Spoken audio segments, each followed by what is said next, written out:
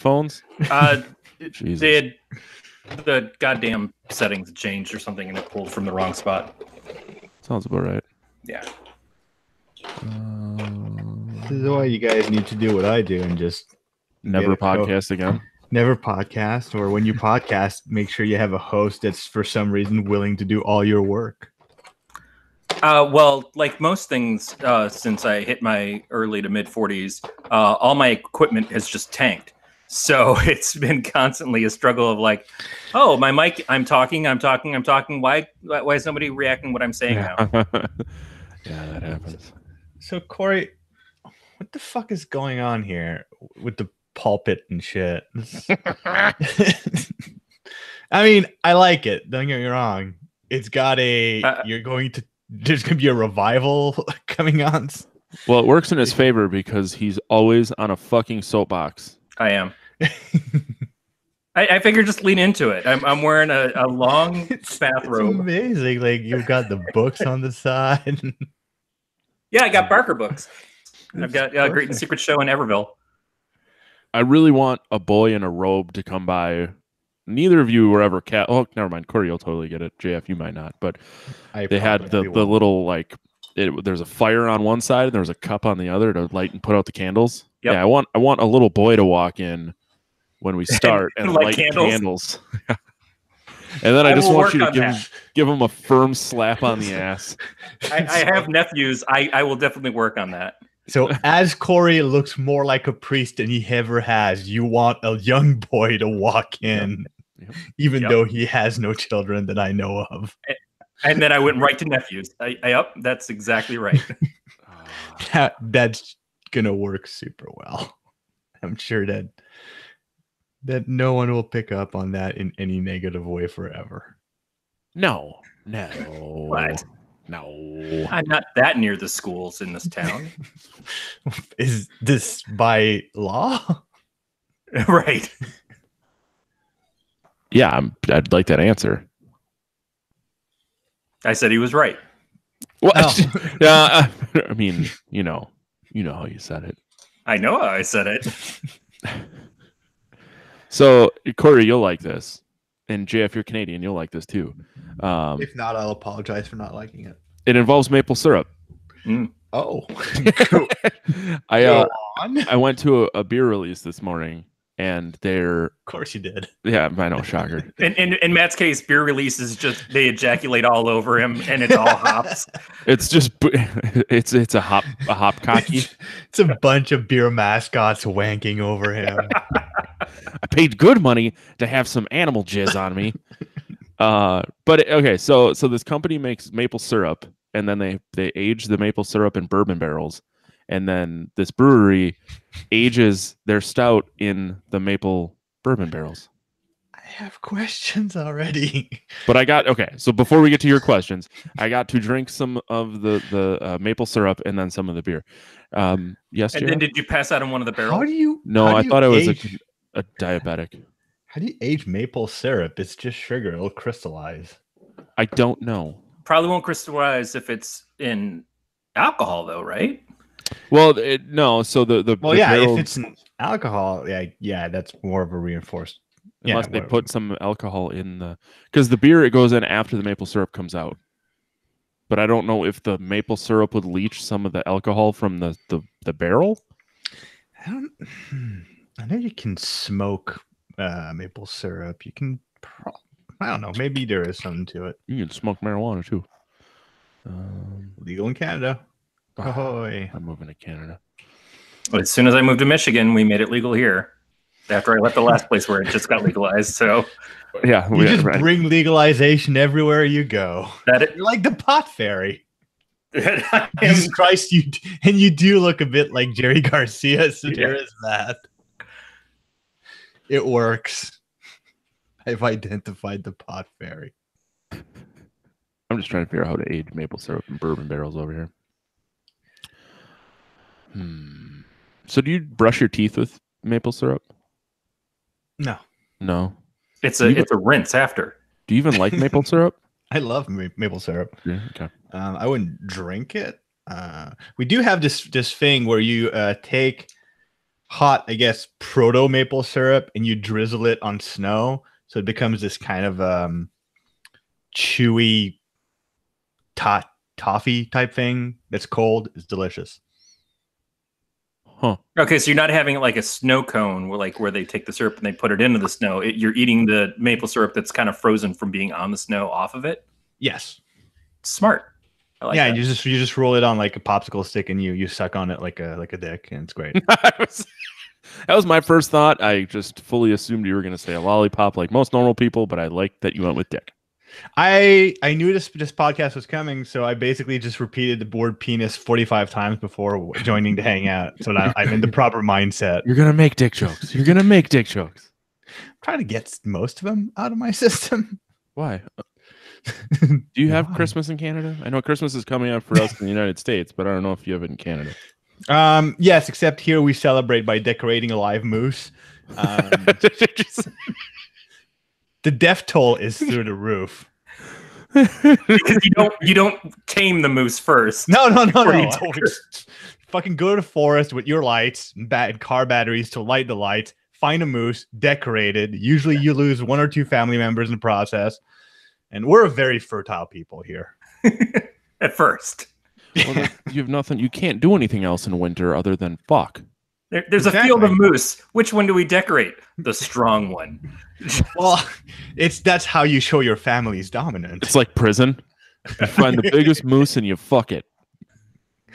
We decorate it for Christmas. You call it decorating it. I call it fucking it. Whatever you want. What do you do to your trees?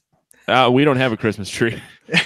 It's just that's American maple syrup, JF. I finally understand the look on that elf on a shelf's face. Ooh. I don't lean for the elf on the shelf. I go for Krampus in the crevice. Oh, Jesus Christ. No. Is that a thing? If not, it should be. It should be. That's exactly what I mentioned it to the wife the other day, and I'm thinking, yeah, if we do that, every picture of elf on the shelf, there should be like some dark corner where Krampus is peering out. I'm sure that's not where Matt went with the crevice, but whatever. No, I just assumed that Krampus was in someone's butt cheeks. That is. I didn't even think about the fact that a crevice was an actual thing. That wasn't weird. I'm glad we're already having such a good time. Yeah, we always are. I already started recording, so we don't. Yeah, we've been live since I got here. Yeah, I stopped fucking around with it. You missed too much good conversation otherwise. Yeah, that way like we would have just missed all that Krampus in my butthole stuff. I wouldn't say missing it. There wouldn't be a record of Krampus in my butthole stuff. The world record. The world record. Are you painting miniatures? I'm assembling, but not like things that require concentration. No, I think you mean the podcast is something that requires concentration. No, it really doesn't. I need to be on, like, this is important. I'm on the media. Like, if I'm a media personality, I need to like really bring my A game. So I want to see what so you're mad assembling. in 20 minutes when Matt reaches and pulls out his phone and starts. You'll probably have a hard time seeing, but it's these little monsters. Is it readying for. Yeah, it's kind of like got an Aliens vibe to them. And I'm just putting them on these round bases, and it's going to take forever because there's 40 of them. Jesus. Shut up, Corey. I was responding to you saying something about me texting Jack. Maybe if you would text me back once in a while. Wasn't denial, though, was it? I have more friends than just Jack. Yeah, but I'll probably end up texting Seth at some point, too. Big fucking deal. Big fucking deal. I just sit here and text a bunch of dudes on a Sunday night. You know what? Sunday nights are when I get the most done. Did you say the most dong? I said done, but dong is correct too. It can be both. Average dick pics are through the roof. I love that that's a metric. My dick pic per day average next to what's your ADP? My ADP, my average dick pic. Average dick pic. Yeah, it shows up right underneath my daily average screen time as average dick pic. I have a very special Apple Watch that keeps track of all of that. Strokes. Strokes per day. Like, wow, you've been jogging a lot. No. Yeah, so speaking of Jack, he challenged me to a 7-day challenge on the Apple Watch, and I haven't done shit. He's only like 200 points ahead of me. Like, I've been jerking off a lot. No? Right, cool. No surprise to anyone else? Not even remotely. Yeah. I pretty much think that's why all the workout devices are based on the wrist. You're not wrong. Because you can't fit them in your uvula. I mean, most people can't. What? You probably can. I don't have... Wait, are you going to say you don't have a uvula? I was going to say I don't have an enlarged uvula. Okay. Once the scabbing went down, it's back to normal size. Apparently, it's very easy to stretch your pee hole. There was a period of time in which I paid more attention to the ability to stretch body parts when I did my ears. There's legitimacy here. Sure. What was that website called? It was like awful.com. No. It was a legitimacy because I saw it on a website. No, dude, there was pictures. I saw pictures of dicks. Go on. They did the pain Olympics. That went in favor of your ADP. This is a long time ago. But yeah. Fuck, I cannot remember the name of the website. But it was like all just body mod. Body mod forum. All just dicks. I think it was Pornhub. Pornhub. I feel like it was probably a Harry Potter fan site, but I went to the Harry Potter con. No, it's called Body Mod Forum or something, or bodymod.com, and it was just all body modifications. That was when I was much younger and thought that doing it to the extreme was a little cooler. And there's a lot of times dudes who just have like giant earrings in their dicks. Like as the pee hole, like a forced opening. Well, they'd have like a Prince Albert, and then you could space it like you could space your ears.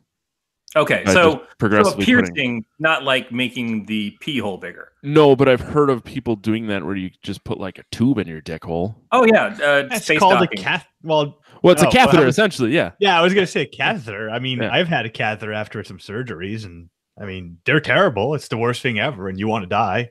Yeah, dick put into another dick. It's done. A little bit of dick to dick. It's like, let me change your catheter. I'd rather you cut off my head. It's a 2-part process, and the second part is worse than the first, and the first is super unpleasant. So the first part for me happened when I was unconscious. Being conscious for the next part was I don't want to hit a nun or a nurse. I kind of want to hit a nern. But a nern. A nern, yeah. No, when I was a kid and I had my tonsils taken out, the nurses in the hospital I was in were actually nuns. But this was not the case. So I'm sitting there. My wife has been visiting me almost the entire time that I was in recovery. And at one point she gets up and she's like, "Hey, I'm going to go outside and have a cigarette." And I feel like she had it planned because as soon as she walked out, the nurse came in and she's like, "I'm going to remove your catheter." And I'm like, "I don't have a catheter." Oh shit, there's been something hanging out of my dick this entire time. And then she pulls it out. And it's kind of like, I don't know how long it lasted, but I think it was the 3 Godfather films. And it was like, I've spent a lot of time with my penis throughout the years, and it's never been a great view, but this was the saddest looking thing I have ever seen it was like, I just want to use the term slurm, because I feel like that's what it should have been, the actual title at that point. I've described my penis before as looking like a World War II vet.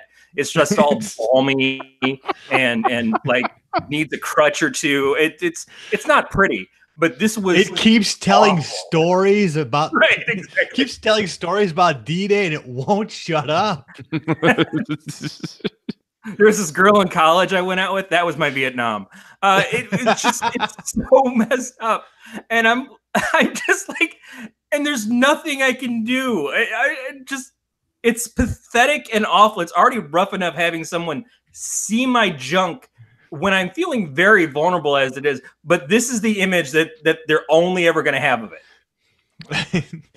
But here's the one thing you can always fall back on is yours, as awful as it may be, is not the worst they've seen. No, yeah, because they're nurses and they've probably seen 2 worse off penises in that day. Mm-hmm.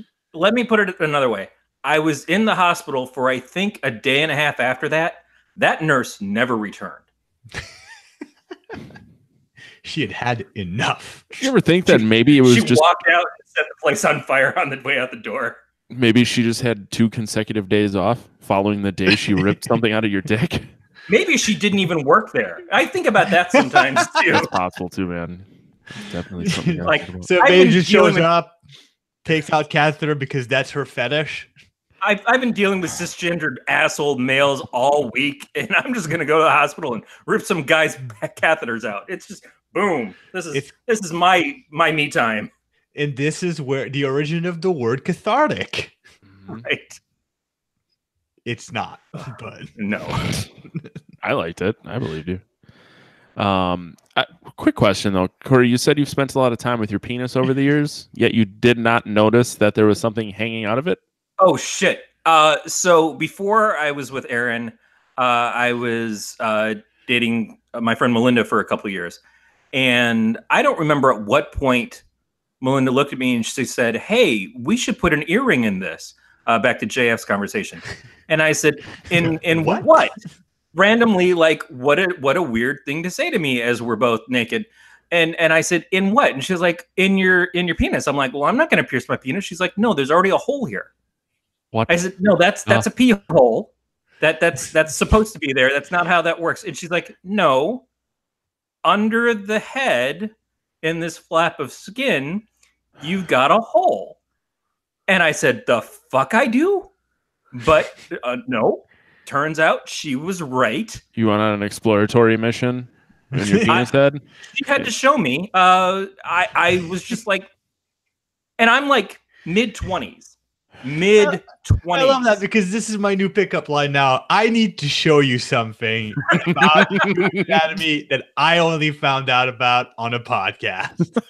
Well, it would work really well if you go into a jeweler. I was not... no consciousness of this at all up until that point. So now I wear a lovely hoop. No. You don't have to lie to us. We've already gone in great detail about your penis. Yeah, I don't care if you have something in there. Unless you tell me it turns into a cauliflower or you use it as a lightning rod successfully, I don't think there's anything we could learn about your penis right now that would shock us. It's actually starring in the new Transformers Bumblebee film. All right.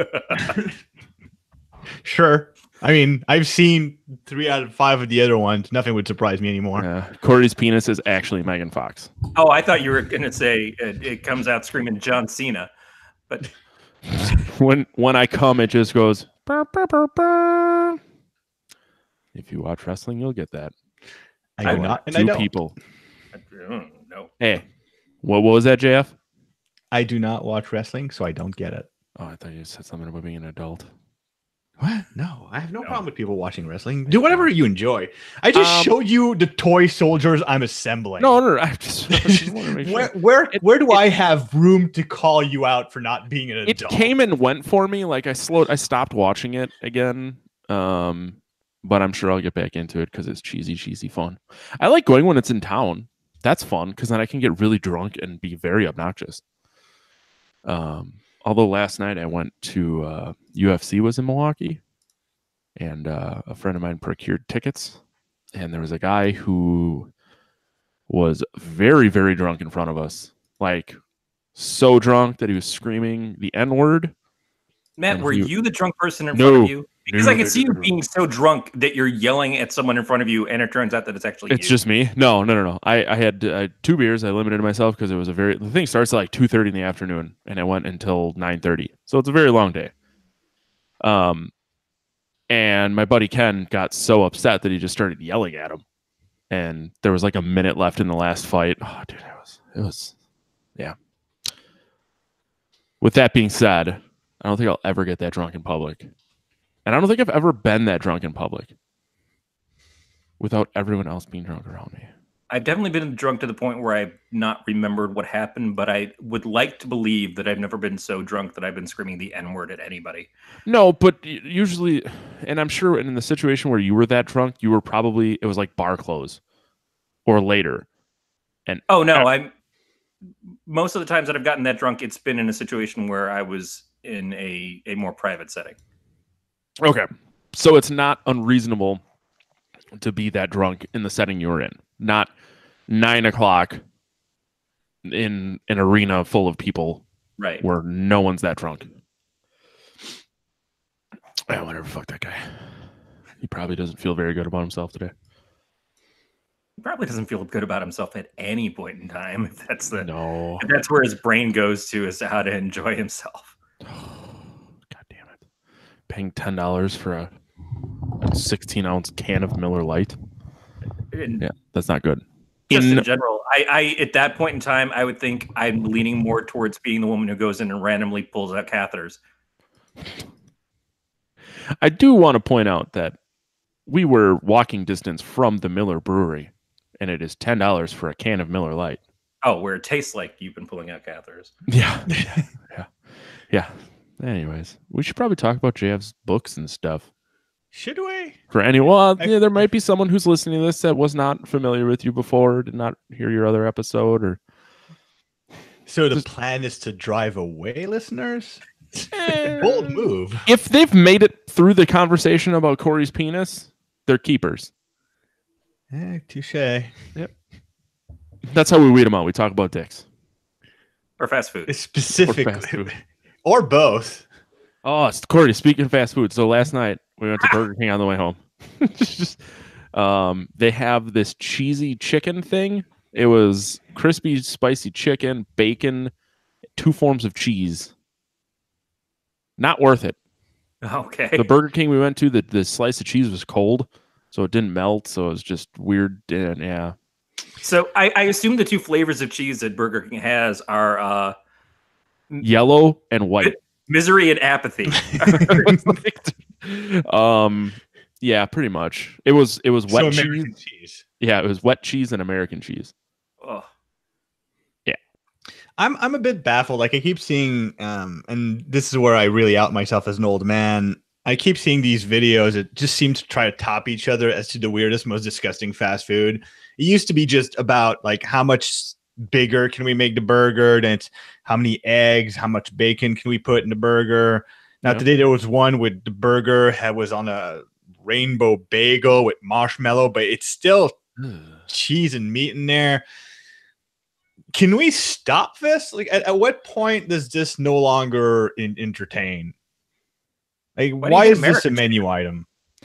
What do you have against consumerism? What do you have against a booming economy?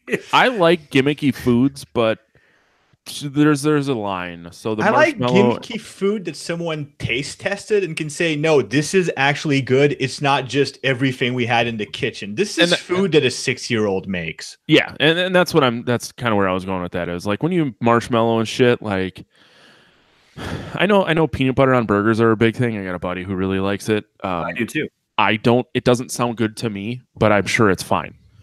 That's like that. There's that place in Chicago that has all the metal burgers. It's like shit is very over the top, but it's over the top and really fucking good. Like they basically made a turkey burger that was Thanksgiving, which I don't know what you do on the 3rd Thursday of every November in Canada. Go to usually work? We regret that our Thanksgiving is like a month past. Our Thanksgiving is in October. I like the idea of spreading holidays evenly across the year, and November is like a dead zone for Canada, which kind of sucks. Like we've got nothing. We have Remembrance Day, but we don't even get the day off to remember properly, and we're not 5 months of Christmas. No, we don't. You dogs. Yeah, it's like a double-edged sword in the States with Thanksgiving, Christmas, and New Year's, because they're like the last 6 weeks, you're at work for like all of 2.5 days. That sounds terrible. Well, but then when you go back in January, it sucks because it's like because you need to catch up on everything forever. Yep. Yeah, no, I get it. Yeah, like I have not been in my office since December 5th, and I have to go back tomorrow. And then I'm there for 3 days, and then I'm in Madison on Thursday, and then I'm off on Friday, and then it's Christmas Eve and Christmas, and then I'm there for 3 days, and then I'm off for 2 days. And then it's the next year. Sounds complicated. All I know is that I'm not there a whole lot. But you love your job, and that's what's important. Well, he loves his job because he's not there a lot.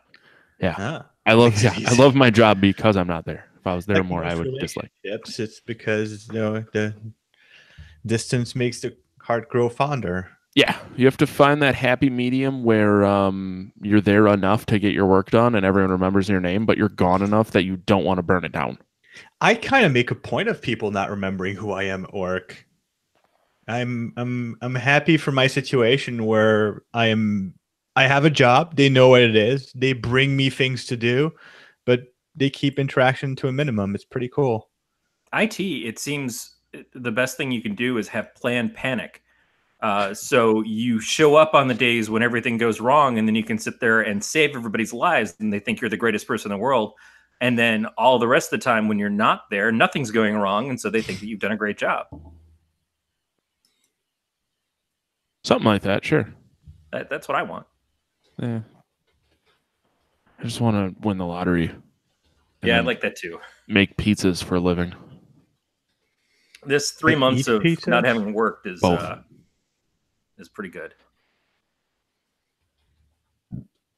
Sorry, I was trying not to throw up.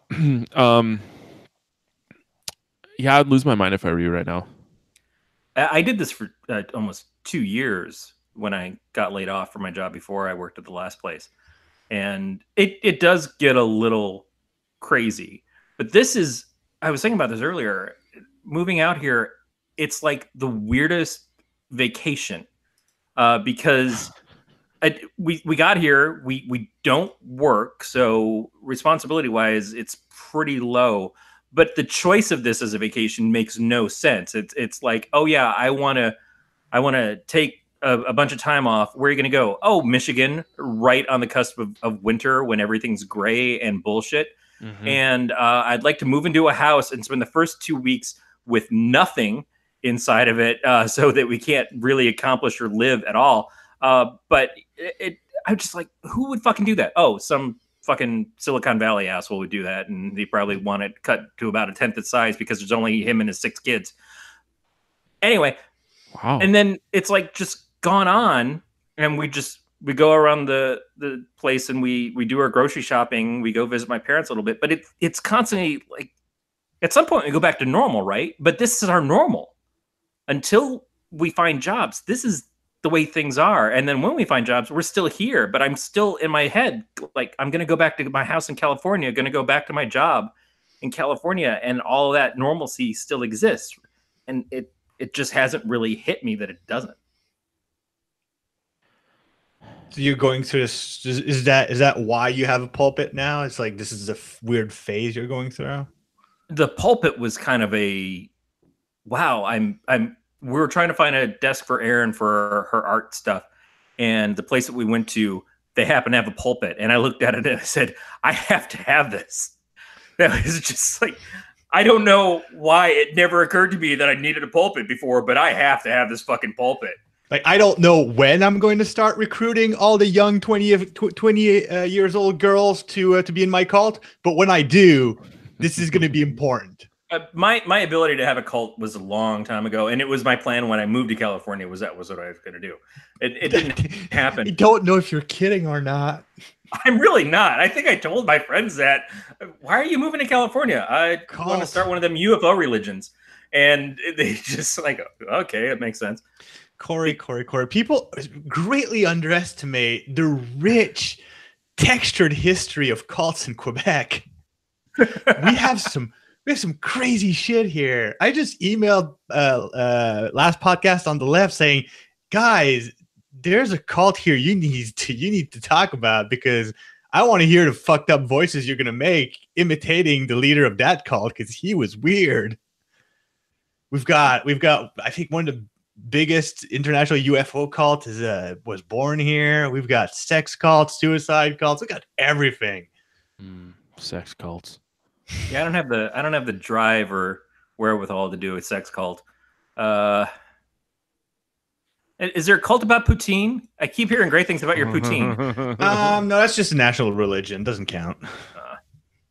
And yes, my cult should definitely be covered in gravy and cheese curds. That sounds very American. Sounds like it hurts my heart. And that's the other thing, JF. You gotta understand that in America we don't have universal health care. So it makes sense for our restaurants to try to sell you a coronary extra value meal for $6 to wipe down the population so that we can eventually have Medicare for all. That's the only way it's going to happen. There's too many of us otherwise.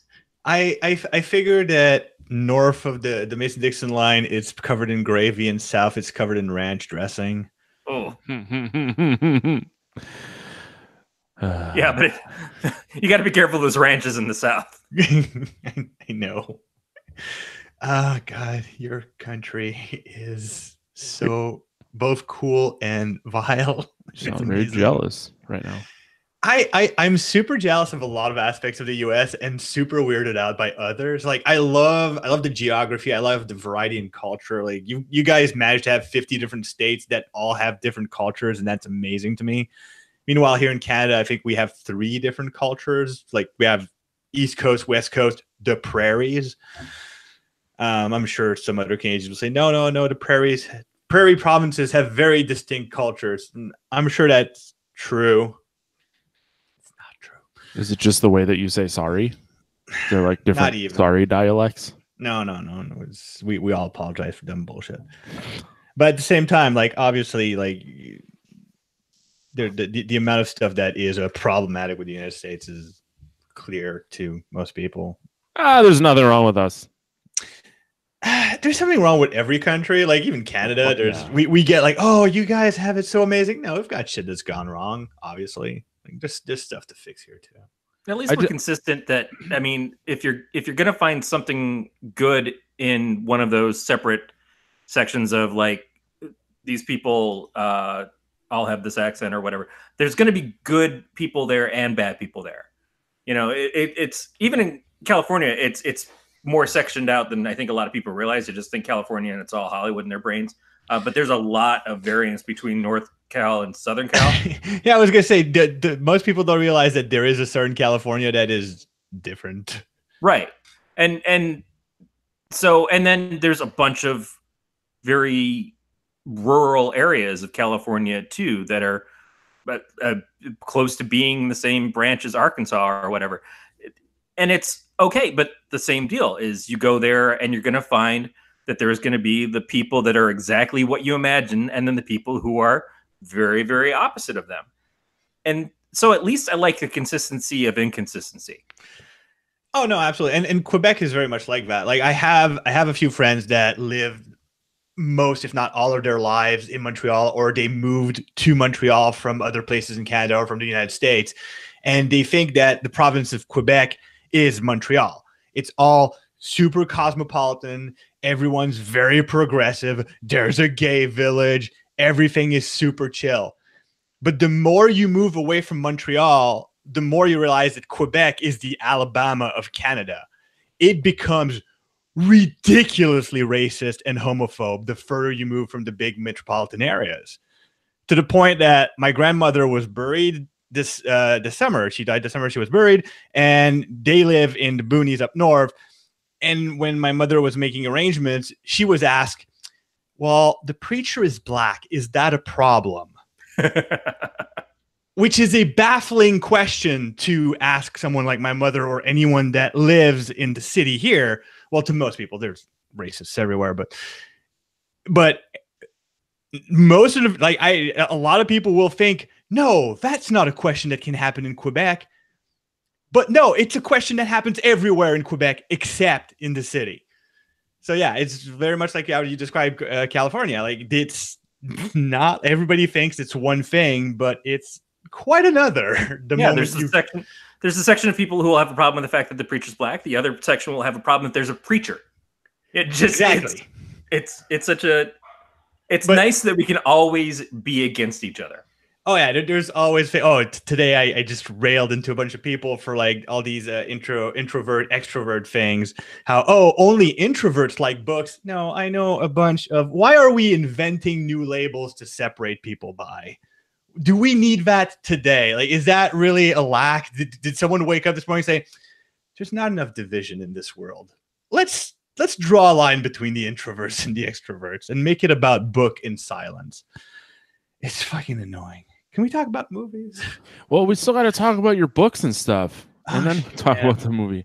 If I had dodged that question, well, at least talk about what you've done or don't. Or don't. I don't really give a fuck. I was just trying to give you the opportunity to.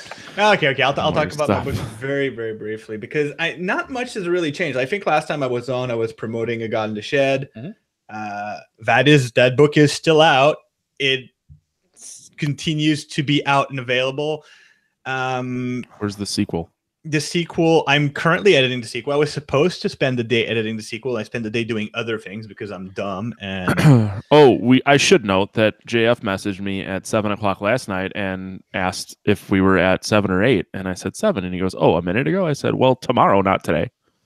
I'm very organized. And I was like, "Oh my god, did I accidentally send him for Saturday and not Sunday?" No, he fucked up, not me. Okay. No, absolutely. I owned to that immediately. I didn't even have to check if I made the mistake. I assumed I did. I just got very nervous because I was obviously at a fighting event. Were you fighting? No, I was watching people fight. Oh, okay. No, a fighting event is our Thanksgiving, JF. Awesome. So yeah, no, I'm finishing up the sequel right now. It's going to be called Song of the Sandman. It's if I can just say that writing sequels is a lot more difficult than I thought it was. And the first 2 drafts I wrote were not good. One of them was extremely fan service. Like my readers that read the first book would have loved it, but as far as actual quality of writing, it was terrible. And another one was just kind of off the walls and didn't work at all. Now I'm working on a version that functions. It's fun. I'm finishing up the edit. It's going to be coming out this summer, probably in June or July. We'll have an official date soon enough. We already have a cover. It looks lovely. So it's in the works. It's going well. The book used to be optioned for television by Skydance Media. We kindly told him to fuck off. Not really. Like there was some conflicts, and I don't know how much I'm allowed to go into details like in the public forum, but it's essentially we parted ways for I think the industry term is creative differences. I'm not supposed to say that the book is optioned by another company, but the book is optioned by another company, so that's still in the works. So basically, since the last time I was on Podcast of Terror, my writing career has changed nothing. It's basically we've recycled everything that we're working on. I have a book coming out. It's a different one, but still in the same series. And yes, the book is optioned for television, but by a different company, but we're still at status quo. Can I be in your TV show? I have absolutely no control over anything that's happening anywhere. Well, put in a good word for me. Also, optioned means that there's like 1 in 10 chances that something's going to happen. So, well, either way, not holding my breath. Hey, that's still a step in the right direction. It's a step in the right direction. It allows me to learn a lot about the industry and look at how these kind of things happen. Like I have a contract that I got to read about what is included in the option and all these official details and all the little footnotes. So it's super interesting to know what goes into making these things.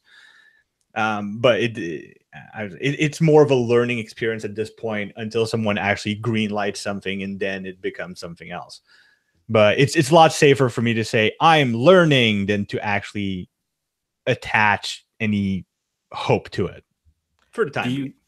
Do you feel that you are at a point yet where you might start approaching new projects with the idea of like, I'm writing this and I'm hoping that this gets optioned and I'm going to have it more built around the idea of being a TV series or being a series of films or something? Or is that still a ways away? Because I know that sort of becomes a thing. Yes and no, because I've one of the things I've sort of discovered through the process of writing the sequel specifically is kind of discovering that I don't like, I've always been one of these shitty little artists. It's like, oh no, I do what I want because the muse and all that stuff.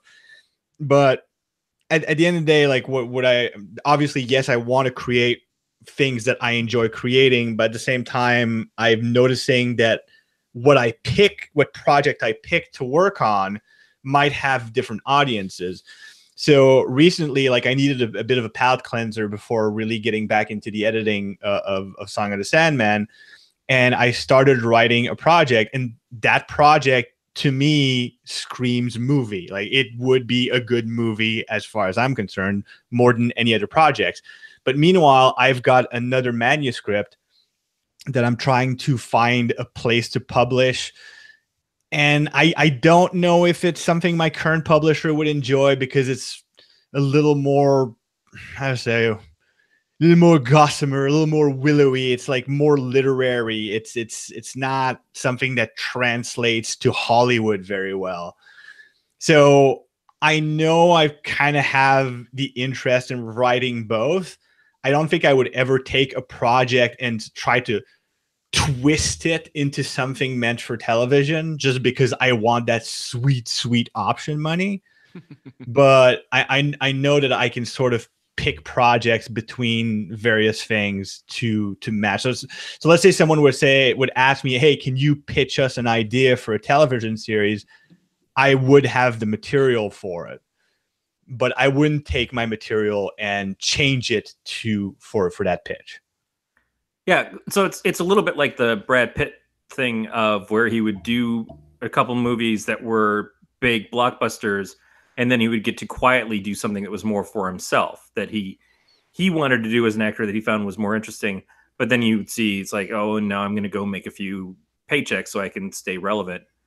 And I get that. I appreciate that. And I know that there's a few authors, some of the people I follow on, they used to be the I forget what they're old. They're the Story Stop Studio now, but they used to have a different podcast, self-publishing podcast, and the Sean would write a book series that would be like, this will fund them for however long they need to, and then they would do one literary book in between the big series to kind of like, this is the story that we've been wanting to write. This is much harder. It takes longer. It's not going to sell. And then we're going to go and we're going to write something that's about aliens showing up on Earth and stuff. And I like that idea, but do you feel like because you have a name recognition now, and I'm not saying that you're, Andy Weir or anything in that level of success yet, but you do have the ability to say, I've not only had a book published, but I've also had my book optioned and now re-optioned, as much as you can say about that. Does that become something that gets you in more doors, and so you find yourself picking those kinds of projects? Because it is easy to just say, I write what I want and I'm following my art, or I'm following my muse, which that's frankly what I do, because I haven't had any success outside of my own writing of just for me. Well, the way I see it, it's the industry is getting very complicated. Like you have to look at it. I look at it also kind of in a chronology of my career. There's a portion when you're starting off where you can write whatever you want because nobody cares. So you're better off writing what you feel like writing because that's how you're going to find your own voice, and that's how you're going to explore your own style. But then when you start getting some attention and publishing a few things and sort of getting actually into the industry, there's a long stretch of time, which could last the entire rest of your career, where you can't simply write for yourself. Hopefully you've established your voice and you got your foot in the door because of that voice early on. But the moment it starts becoming about money and that it becomes a bit more of a job, you have to think of your audience. And that's one of the things about writing the sequel to God in the Shed, was I had notes from my publisher, and I need to keep in mind that other people are investing in this, and it's not just about me. It's people that are putting time, effort, and money in trying to make my vision come true. So I need to take that vision seriously. And yes, I can still write what I want, and everybody encourages me to do that, but to do it in a way that is going to take their interest at heart also. So that period can last forever unless you become super gigantic, and then you kind of become that Brad Pitt where you can call your own shots. And at that point, then you go back to being able to write whatever you want because you're Stephen King, and it doesn't matter what you write. People will publish it and they'll like it, or they'll pretend to like it because it's toxic to say they don't. Beat just made a point that I was going to say too, which is the Richard Bachman books. You know, King started writing stuff under a different name because he wanted to, I assume, to escape being just Stephen King. J.K. Rowling did a book under a different name, and that book probably would have gone undiscovered for years if it hadn't finally been picked up. Hey, J.K. Rowling wrote this. Well, and the thing is, I don't think you can, as an author, ever really go back to zero, because you're already in the system. You already, like, the moment you've published a few books and you're someone like J.K. Rowling or Stephen King, if you write a manuscript and you put a different name on it, you already know who to send it to. Like, you're not starting at the bottom of the barrel. You still walk in with all your contacts and your experience. So you change the name on it. Yes, that puts you back a few steps, but you're not starting from zero. You're C. Thomas Howell's Soul Man. I'm not sure I get that. Good. Reference. Nobody needs to get that reference. Matt seems to have gotten it. Yeah, so I'm definitely, you seem to presume that I might be a bit further ahead in my career than I actually am. I don't have the possibility to just walk up to any publisher and say, hey, here's a book, publish it. I don't even have an agent. But all that being said, I am learning more about the industry through these opportunities. So, and yes, it does look much better on a cover letter to say I've got 2 books published and one of them is optioned for television. How much that's going to open doors for me in the future, I don't know yet, because I haven't really pushed hard on that aspect of my career yet. Well, you also, and excuse me if this comes across in a bad way, because it's not intended as it at all. We're amongst friends. Well, yeah, but you're an asshole. Right. You did a Life Engineered first, and then you did A God in the Shed, and A God in the Shed got picked up through a different contest through Inkshares. Well, actually, God in the Shed got financed. It did not succeed at the contest at all, because I put no effort in promoting that contest. But A God in the Shed kind of took off in a broader sense, I think, than Life Engineered, and you were doing the sequel to A Life Engineered and with Arch Android, but it seemed like you were getting pushback to do the next book in the God in the Shed series. Yeah, no, absolutely. And the problem is that these are both sequels, right? And like I mentioned, sequels are a lot harder to write than I thought they would be. I wrote Arch Android. I'm not satisfied with what I've got right now. I wanted to push it further earlier this year, and unfortunately kind of got caught up in working and reworking and rewriting Song of the Sandman. And the thing is, right now, my publisher is more interested in publishing Song of the Sandman because we have a certain rhythm to keep to sort of feed the Hollywood machine. Also, if they do go to series with this, I can't have, like, I'm not J.R.R. Martin. I can't J.R.R. Martin my way out of it. And I need to actually supply material and write the books and have this kind of work in parallel. And there's a lot of marketing that goes alongside to it. We're planning on having Song of the Sandman come out this summer. We would love to be able to announce before, after, or very close to the same date if we do get like a television contract. it's nice to have all of these things happen roughly in the same time, because it keeps you like on the lips of everybody in the entertainment industry. It's like, oh, his second book came out. Oh, his first book got optioned. Oh, this and this and this. And then they can see the possibilities of where things keep going. It's that momentum that you've built up. Exactly. And it's also a good tool for when they want to try to get the television show done, being able to say, yes, it's based on his first book. His second book just came out. We've got this director attached, and we've got this actor that's interested in playing. We've got this script that we've got that we're proposing. Would you like to put this on Netflix or on Amazon Prime? Like, would you like to give us money to actually make this? It looks better than just, well, this guy wrote the first part, and who knows when the second part's coming out. Like, there's a lot of industry stuff that's tied to it. And having worked in marketing for about 2 decades, I am very much aware of the importance of that. So as much as I want to play the artist in all this, it's been part of my brand as a writer to push the seriousness of the business aspect, that at some point you can't just take it as a hobby and act like it's a hobby. You have to act like it's a job if you want it to become a job.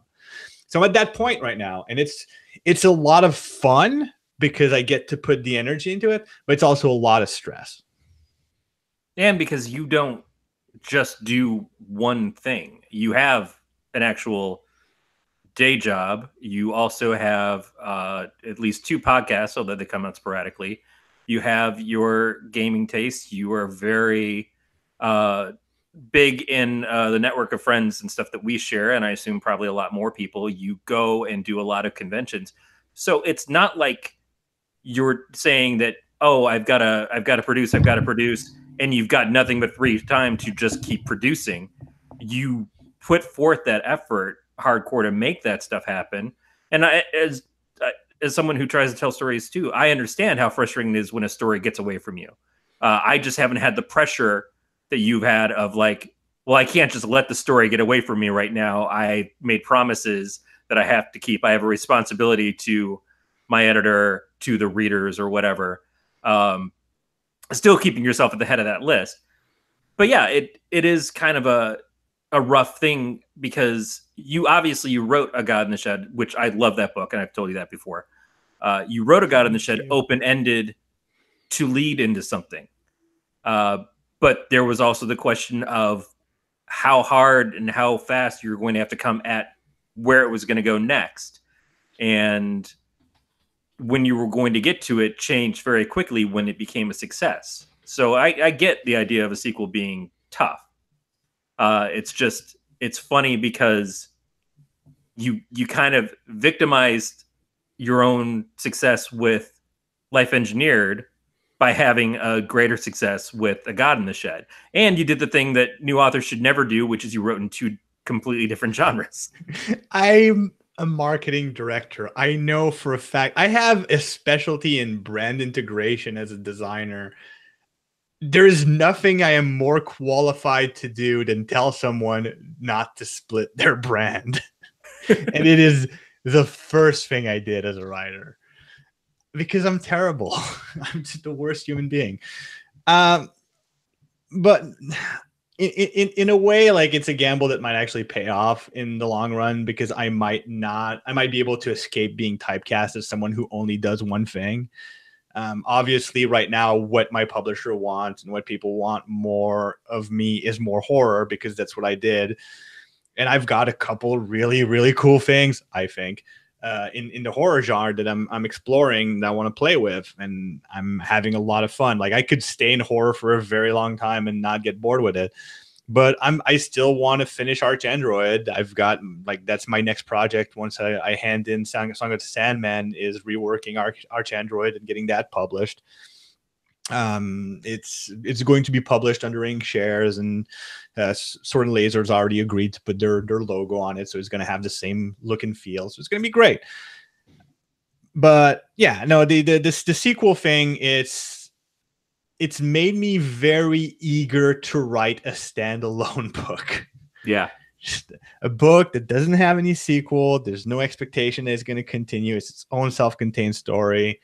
That would be great. Yeah, I have a love of continuing stories because I've read comic books my entire life, and it's always been things like, here's 25 years of X-Men stories, and we took that long just to tell you who the X-Trader was from the Bishop storyline. I love the fact that characters can continue on and things can go on forever, but it's really hard to write that way, especially in a way that's satisfying for a reader. And so I kind of find that I enjoy doing short stories because I can take an idea real quick and try to bring it down into something that's just the essence of it and complete it, and then ignore it for the next 10 years because who the fuck buys short stories anymore? Well, that's the funny thing. Like, short stories are kind of seeing a revival. There's a lot of magazines that are basically being resurrected in online versions. Tor is buying short stories. Novellas are kind of making a comeback too. Audible does their Audible originals, which are basically novellas in audio form. Someone has to write those. It's a messed up industry that keeps changing. Like, it's hard to say what's working, what's not these days. It's exciting. Go ahead, Matt. No, I think it's a lot. So obviously I have much more in music than books, but it seems like more and more bands are putting out EPs versus full lengths these days. People's attention span is becoming short. They want it now. So it's easier to record 5 songs every year than 10 songs every year. And it's easier to listen to 5 songs right now than 10 songs. So to only have to read or listen to a novella, or only have to watch 5 or 6 episodes of a TV show and be able to do it all right at once seems to be more of what people are going for than waiting 5 years for, a 700-page book. Yeah, I think what we're seeing actually is people are enjoying the fact that there's variety. Like, people still want to binge like 3 seasons of 8-episode shows, but they also want to be able to watch, like you say, like just 5 episodes of something and be done. We want to have options. And basically what that means is that a lot of the stuff that we never got, now we're getting, and it seems like that's the hot stuff, but it's not like the other stuff is going away either. No. By no means. Beatmaster said blame Spotify and listening habits, and he is 100% right. Spotify has ruined it for everyone, and even me. And I don't know, Jeff, with you and Corey, you guys as writers, like, I don't know if your listening habit or your reading or whatever habits have changed given the new way to consume media. But I pay for a Spotify membership and I stream all my music, but I still buy physical copies. But my primary is listening to Spotify, even though the artist gets nothing for it. But I also still go to shows.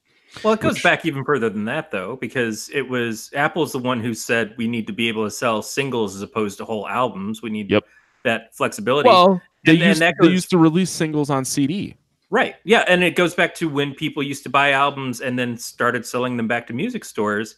And that economy changed things a lot because people were buying it for 1 or 2 songs, and they would listen to those 2 songs to the point where they got enough out of them, or they copy them over to their computer and then they'd sell them back, and that tanked the industry. It certainly makes sense that shorter albums, something quick through, being in someone's headspace as a like constantly new things from them makes a lot of sense, because then you don't get forgotten. It used to be that albums would come out every 5 years for artists. At least in the U.S., and then in now you have to, if you're not on a 2-year release schedule, people are going to forget who you are. Right, but it's also because the way that we make that stuff is a lot different now. Because it used to be you had to get a studio space, you had to have a producer, you'd have to book time with whoever and get all that, and then the band would get together and write a bunch of songs over a couple of months and try to get that stuff recorded. And then sometimes it wouldn't work, or they do something wrong and they'd have to go get another studio space and do it out. And Notorious Drunks aside, it was a huge deal to make that happen. But now you can sit in a garage with Pro Tools and make an album and do it all your own. Or you can sit and make shows every week and do a podcast. Or you can write short stories and publish them to Kindle Unlimited and just keep putting stuff out there. People can read it off your blog. You can do what Andy Weir did, which is write a book chapter by chapter and publish it online and build up an audience. And then everyone gets excited when the book actually comes out, if it's good. And there's so many differences into how the mechanisms of making these things has changed. And on top of that, there's a hunger for content because we're constantly in a space of, I can listen to this on my phone, I can listen to it in my car, I can watch it on TV, I can watch it on my tablet. You're never you're never in a quiet area because you constantly have something that can fill up that quiet. Thank God, if I have to hear my thoughts. The interesting thing, and I did way back when I applied for a job as marketing director for a company local here that does webcomics. So I wanted to understand what that would imply. And I did a bit of a market analysis as to how successful webcomics monetize. And one of the things I discovered, like most companies, they will sell you a product, and then to attract you, they will give you merch. IT is probably a good example. You go to an IT trade show, you walk out of there with 5 lanyards, 2 water bottles, a bunch of mouse pads, and a bunch of shit they give you. They give you all this stuff so that you'll spend time at their booth and they can sell you other crap, like actual software. Meanwhile, if you look at creative content, webcomics is a good example, but it also bleeds into music, is they give you the content. It's like, here, listen to my music on Spotify, and I'll make like 1/10 of a cent every time you listen. So it's not real money. And if you really like it, buy my t-shirt, headgear, water bottle, and come to my concert. It's basically, I'm going to sell you the merch and the promotional items, but you can take my product for free. And it's the same thing for webcomics. Like, anybody who's going to try to charge me for a webcomic is not getting my traffic. But if I really love your webcomic, I'm going to buy the print version, and I'm probably going to buy a bunch of tie-in gear. And the money is kind of weird because you don't need that many people percentage-wise to be really into your stuff to make a living that way. You just need to find people who love your stuff enough to give you between $10 and $100 a year to get your shit. So it's a bizarre economy. And the weird thing is that books are in between, right? Because people don't get your books for free unless you intentionally give them for free. So there's still a market, there's still a part of the industry where you can sell your product and get a percentage on it. Depending on who your publisher is, it might be ridiculously low or it might be very high. You can self-publish and sell your stuff and then make even more of a percentage. Or you can go Kindle Unlimited and give your books away and hope that you get enough page views that Amazon pays you. Or you can publish for free and try to make your money otherwise by building a community. It's super weird, and it's difficult to navigate when you just want to write. You don't want to have to learn how an entire industry works. And that's the thing, is that what we've given up by becoming self-creators who control the sales, who control the marketing, who control everything else, is the people who were really good at that and wanted to do that. We don't have to pay those people anymore. We've taken away a lot of the middleman, but it also means that we have to suddenly make that our business as creators. And not everybody's good at that. Not everybody wants to be good at that, or not everybody wants their time to be dedicated to that. And it's fine. If like you were saying earlier, if you're just happy to be there and guided by your muse and write what you want to write or record what you want to record, that's all okay. But if you want success, you need this other portion of it. It's why I never diss the idea of having an editor. The concept of writing is great, and the freedom of, like, I just make the story up and go with that. That's beautiful. But if I want people to want to read my shit, yeah, an editor is kind of fucking important. And a lot of self-published writers don't think that's true. They think, well, that's just one more person getting their hands in my business and ruining the art. And I get that you feel that way, and you might not be wrong for you personally, but for a lot of other people, kind of necessary. Well, it's one of those things that like I 90% disagree. Like there's a 10% of me that's like, yeah, no, I get it. Like you don't want someone to change what you're doing. But the thing is, unless you're really like I say, if you're saying that you're writing for yourself, then fine, write for yourself and read your own thing, and that's great. You have fun. If you're writing for an audience, you can't. I mean, you can sure pretend that you're writing for yourself and just giving people the privilege of experiencing you. That's also great. It's not, it's stupid, but whatever. If you're writing with the intent that other people are going to read, you probably like, there's nothing wrong with testing that with someone.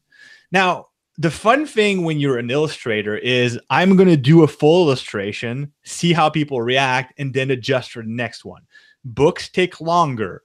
So you can do a sketch, a first draft, and then have people critique it and adjust. And you don't, and that's another weird thing. Like you get an editor, what an editor tells you to do, let me correct. An editor doesn't tell you what to do. An editor gives you suggestions, points out things, and tries to guide you in a direction. But that direction isn't like a good editor will read your first draft, understand what you're trying to accomplish, and help you accomplish it better. And what they tell you to do is they're not orders. Notes aren't commands. They're conversation points. A good editor is you're having a dialogue with him. When a good editor that says, hey, this character, I really don't think that his dialogue works in this chapter.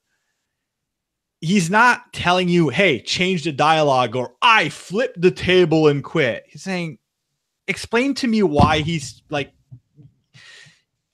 you can have a dialogue with the editor. Like the editor says something you disagree with, you can say, okay, well, why do you want me to change this? And maybe the suggestion they give you isn't what you want to do, but if they explain why they think you should change it, you can change it in a different way that suits you, but also solves the problem. So, I mean, it's an artifact of having been in marketing for a while, having been an artistic director and basically given that kind of feedback to the other designers, that I understand that the goal of an editor isn't to change things to make it their own. And I wish a lot more writers would understand that, because that would reduce a lot of friction. There was a problem with some editors, especially at big publishing companies, where they're all part of the same conglomerate, and it is. And when you look at what Hollywood does with the amount of films, it's like, oh, we want you to make a movie that's like this, or we want to make a trailer for Suicide Squad that makes it sound and look like Guardians of the Galaxy, because Guardians of the Galaxy did really well, and we think this could bank on that. And there is a case to be made for sometimes the people who tell you to change your art aren't thinking with your best interest or your art's best interest. They're thinking of the bankability for them. But that's why you have to find a good editor. And even if you don't have an editor, that's where beta readers comes in. That's where having your friends that you trust checking your stuff comes in. It's always better to get a second opinion. It's just how valuable that opinion is, because you're going to wind up hearing shit from somebody anyways when you get to the YouTube comments or the reviews on Amazon. And that person is going to be an asshole. Someone down the line is going to shit on your work. And the worst are not the people who hate your work. It's the people that find actual flaws. And you want the people who like your work to find those flaws before the people who hate your work find them, because then you can correct them in advance. But I mean, you're right that there are editors that are going to try to change things, and those are bad editors. And yes, there are people, like, especially when there's a lot of money involved, that are going to try to change things to make it quote unquote more bankable. And those are not necessarily that they're bad at their job, more like that becomes kind of complex too, because the moment this is like writing a book and producing, say, something for television or movies is different, because writing a book, you're an artist and you have a support staff, if you will, in editors and publisher. making a television show or a Hollywood production of any kind, you're an artist in a pool of artists, and that becomes more complicated because, for example, I wrote A God in a Shed. Now it's in the hands of a couple of screenwriters who, if the show gets made, are going to be writing. They'll be writing the pilots. They'll be writing they're going to be the showrunners. They're artists too. I could be like on one side, I can accept that they're artists and they're going to have their own vision, and that vision is going to it's going to have an impact on how they interpret my work, and I can respect that and I can foster and guide that. Or I can be a prima donna and say, no, I'm the only artist. But that's taking on a lot, because that means that, okay, well, I don't just want to be the writer of the book. I also want to be the screenwriter. I want to be the director. I want to micromanage the art, the actors. Like, I want to control everything. You can't control everything, because at every step of the way, there's an artist. The stylist, the set directors, the photography directors, they're all artists. And if you're a writer and you're an artist, you know how much it sucks to have someone tell you how to do your job and not allow you to have any creativity in what you do. So who do you want to be? Do you want to be the artist that collaborates with other artists to bring what you made to life through the prism of their eyes and their own artistic vision? Or do you want to be an asshole? In this case, I'd want to be Yngwie Malmsteen. the guitarist who starts bands and then doesn't let anybody else in the band do anything. That sounds terrible. First of all, it's a lot of work. Why would anyone do that? It just sounds like a nightmare. Because he's the best. He's the greatest at everything. No, that's exactly right. It is. So that's kind of what I was leading to, is that you have a step in the direction of having more control or having that doorway open to you and everything, and you can lean into it to go more in that direction, or you can say, oh, I just want to continue writing my books and make these the best that I can, and then someone else picks it up and makes it into a TV show and decides that the cat is now an emu because the whole thing takes place at an emu farm or whatever. But I still get to write the sequels to God in the Shed, and good luck trying to make that work now, assholes.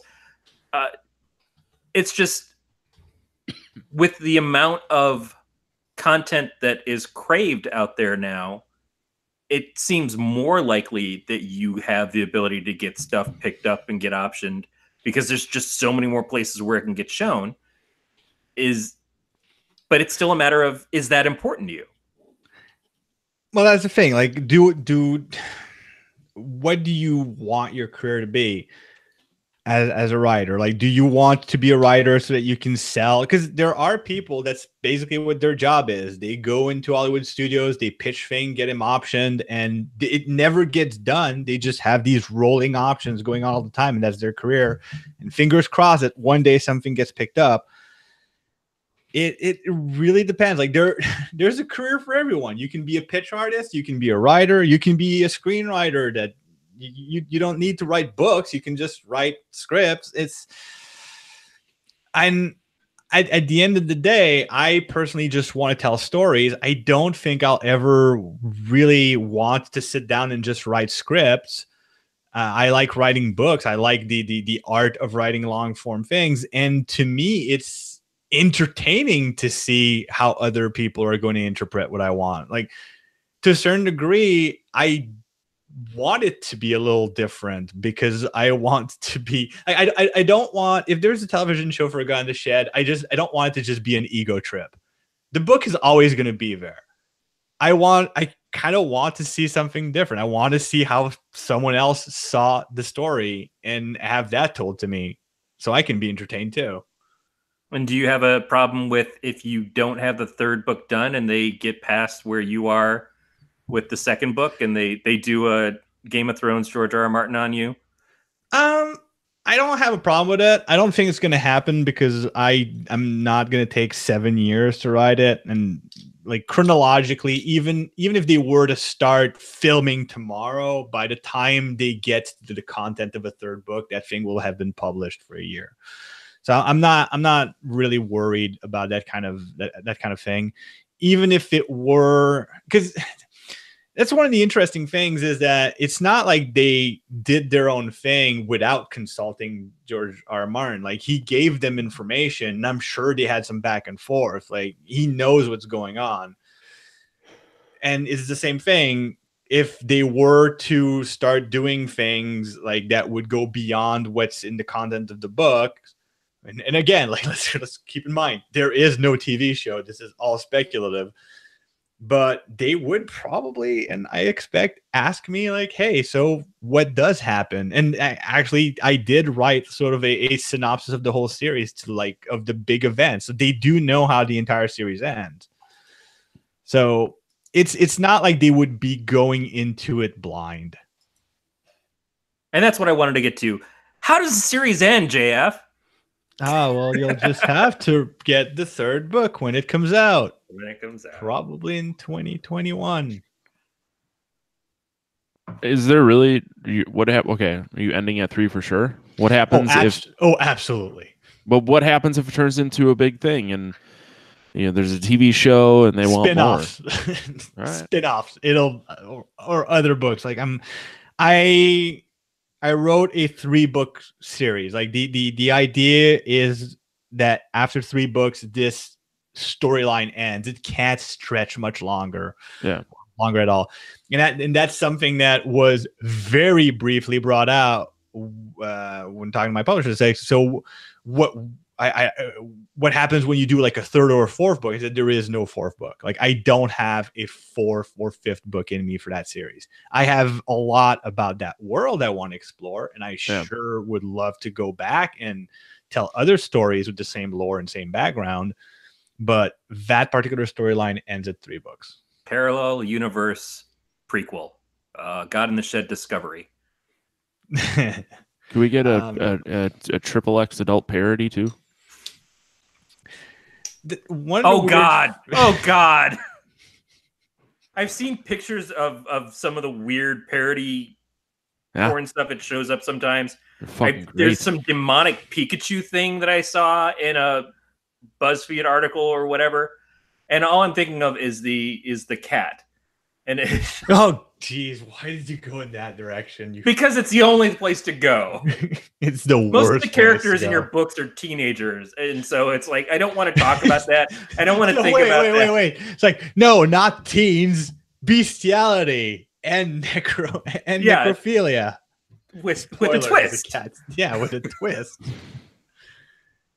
I just assumed that everyone would fuck in the shed. All right, that's it. You did not read the book, did you?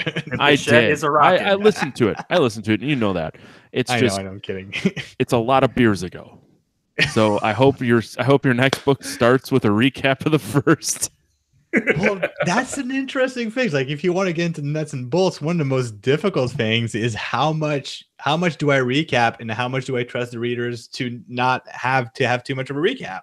Well, think of every show that comes out on Netflix now. It starts with... Season 2 starts with the recap of Season 1. Yes. It just automatically goes into it. Yeah, but you need to have that be very condensed. It needs to be integrated into the story. Like, I can't just have like an entire chapter that's the story so far. It needs to flow naturally and organically into the book. I mean, Marvel started doing that a few years ago where they put a recap page at the beginning of each issue of a comic. And then they kind of backed off from that. But when I was a kid, it was always just sort of you jumped in wherever the issue was. And if there were longer stories, you kind of had to pick up on it. But a good writer would make it so that it was still an inviting issue for the new reader. They gave you what you needed to be able to understand where the story was, who the people were, and then it just kind of went on from there. And it may have been a little bit oversimplified in storytelling, but it worked, and comics sold better, I think, at that point in time. Now it's everybody writes for the trade, and a story that should be 2 issues goes on for 10 to 12, and it doesn't really invite people who weren't already experts in the continuity to come and be a part of it. But in a novel, you've got a little bit more room to play with that. Yeah, it becomes a balancing act. It's really about how much in your face the information needs to be. So what I've found kind of works is try to remind people of the elements from the first book when they become relevant in the second book. Which is weird because it also allows me to get away with not touching on certain points that aren't relevant to the second book that were unresolved in the first one. So there's certain things that don't necessarily get a nod in the second book until the third book because they just don't have any impact in the second book.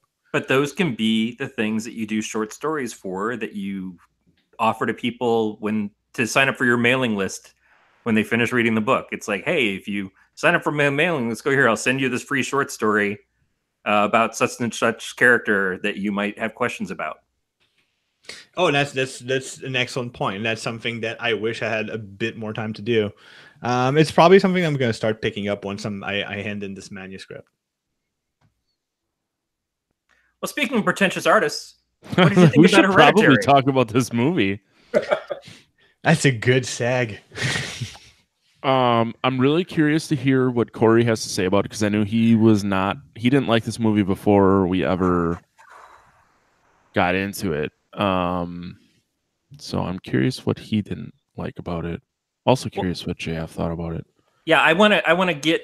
Usually I won't do this, but I do want to start out by asking JF. JF, did you like the movie? Oof. No. Okay, so that's where I want to start because, unfortunately, and I've been saying this, Matt, for a while. Right before I moved from California out here, we were trying to sell my house, and I got incredibly sick. I got a lung infection because of the massive amount of fires going on in California, and I couldn't go to work. And I'm staying in bed, and I'm talking to a doctor, and then I get a call from our realtor. We got a text from a realtor saying, "Hey, we're going to do a house showing. Can you be out of the house between 1 p.m. and 4 p.m.?" And I am sick in bed. Aaron's off, and it's like we have to leave because we're trying desperately to sell our house. And somehow a sick nerd in or one of the rooms is not a selling point, right? Yeah, they don't want you in the house when they're showing it to other people. No, I get that. It's weird. And Matt, I think, remembers this or told me a story about when they were looking at houses and somebody was just asleep in the bed. That's great. Yeah. Mm-hmm. So we had to leave, and Erin had been talking about this movie Hereditary that she'd been hearing people go on about, and so we went to a theater that we don't normally go to. That was kind of like the downtrodden last bastion of independent films because they don't have air conditioning and everything is really sticky. And we went to see this movie, and I'm not in the right headspace for it, and it's 2 hours. And it's not at all what I was thinking it was going to be, which was very limited. I didn't know much about it going in, but I expected it to not suck. And so we left. And the first thing Aaron always asks me when we leave a movie is like, "What did you think?" And I tried to not say what I thought until she said what she thought, so I didn't discolor her opinion of it. She's like, "That movie was a piece of shit. It was 2 hours of staring at a piece of shit." And I'm like, that's kind of how I feel. I wanted to make sure it wasn't just my mood. I hated it. So I'm giving you this to say I really wanted to do this film when we had someone on who loved it and could defend it. I feel bad not doing that. I can defend piece of it because I didn't think it. I didn't hate it, but I didn't like it. There's a lot that they did wrong, and there's a lot that they did. Well, there's some that they did right. The performances of some of the actors was really good. Shockingly, like the kids did a better job than the adults, in my opinion. Millie Shapiro, who plays Charlie, is super creepy, and I think that's why they put her so much in the trailers, even though her role is minimal. The other kid did a fairly good job of what's his name, Peter. Did a very good job with the role he had. I think what bothers me is I think the director just absolutely just messed it up. Like he had a bunch of visual ideas that he wanted to play with, and he shoehorned every single one of them into this movie, whether it made sense or not, and that killed it.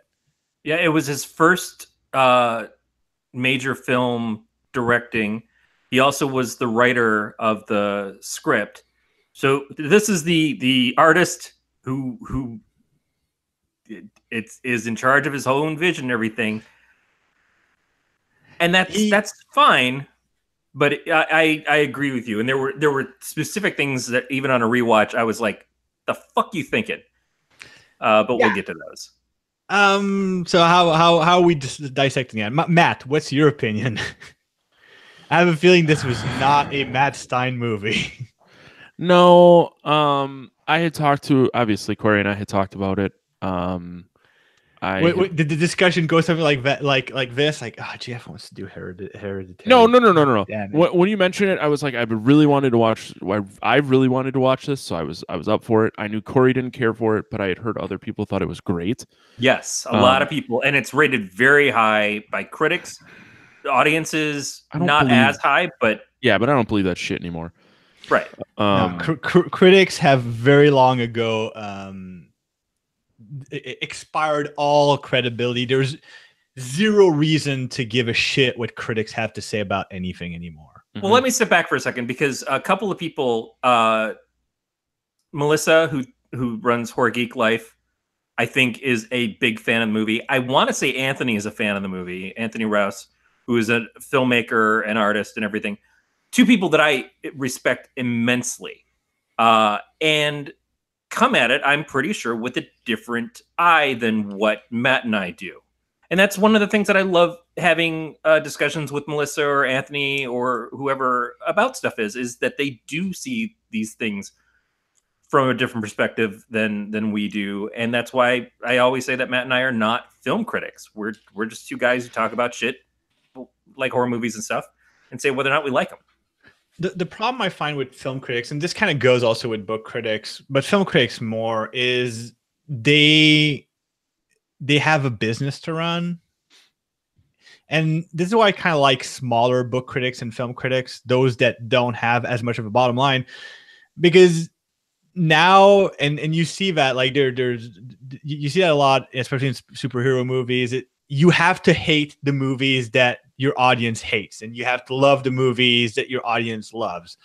Like, you can't give your own opinion as a critic anymore. And that's why critics are worthless now, because they're just trying to hold up a mirror to their audience instead of actually voicing an objective evaluation of the media they're judging. So that's why I say that critics are worthless. I also think the industry is so different now, because it used to be that it was important to hear from a critic because going to the movies, it was a bigger deal. It was more of a dedication to go see a film. You would often get dressed up. You would base your entire evening around it. And there weren't so many different things to see that, and you didn't have like the 2-month stopover between it being out in the theater and showing up on video on demand or on DVD. So it's like, okay, I'm going to go see Venom, but I really want to make sure that Venom's good if I'm dedicating my time to this, as opposed to, I don't know, that Nutcracker movie that came out. I want to know that this is the right choice. And now it's like, well, fuck it. I don't care which one I see, because it's just going to be killing time for a couple hours, eating some popcorn and coming home and watching something probably better on Netflix than both of them. And we're also in a place where if I want to know, let's say if I'm going to enjoy Venom, I can ask specific forums of people who have tastes like mine. Did you like it? And if they liked it, I might like it. Meanwhile, some critic that works for a newspaper or a website or Ain't It Cool News or some other piece of garbage, their opinion doesn't necessarily fit with what I culturally like to enjoy. It's just, it's a film school opinion. How do I care about your film school opinion? I might be looking for something that's elevated and very, very deep and like layers of meanings. I love these kind of movies, but also I might just want to shoot the shit and watch Venom kill people. And unfortunately, critics right now are unqualified to do that. Even if they're smart enough, good enough writers, and they know their shit enough to do a good job, they don't have an incentive to do a good job because they need clicks. So anyways. Well, I want to point out that both Melissa, Anthony, our friend Tori, who also works for a bunch of different horror writing sites and stuff like that, I don't want to say that they like the movie or not, but they are people that even if I disagree with them, I 100% trust them personally, because I think that they're horror fans, and what they're fans of kind of transcends a bigger type of film than necessarily like I like things that are like Cabin in the Woods. I like stuff that's a little bit funny. I like stuff that's a little bit weird. Matt likes stuff with wrestlers in it, and all of that's okay. And they, I think, look at stuff with a bit of a broader scope. But I believe them when they say that they love something, because I think they just love more stuff. And I think that's great.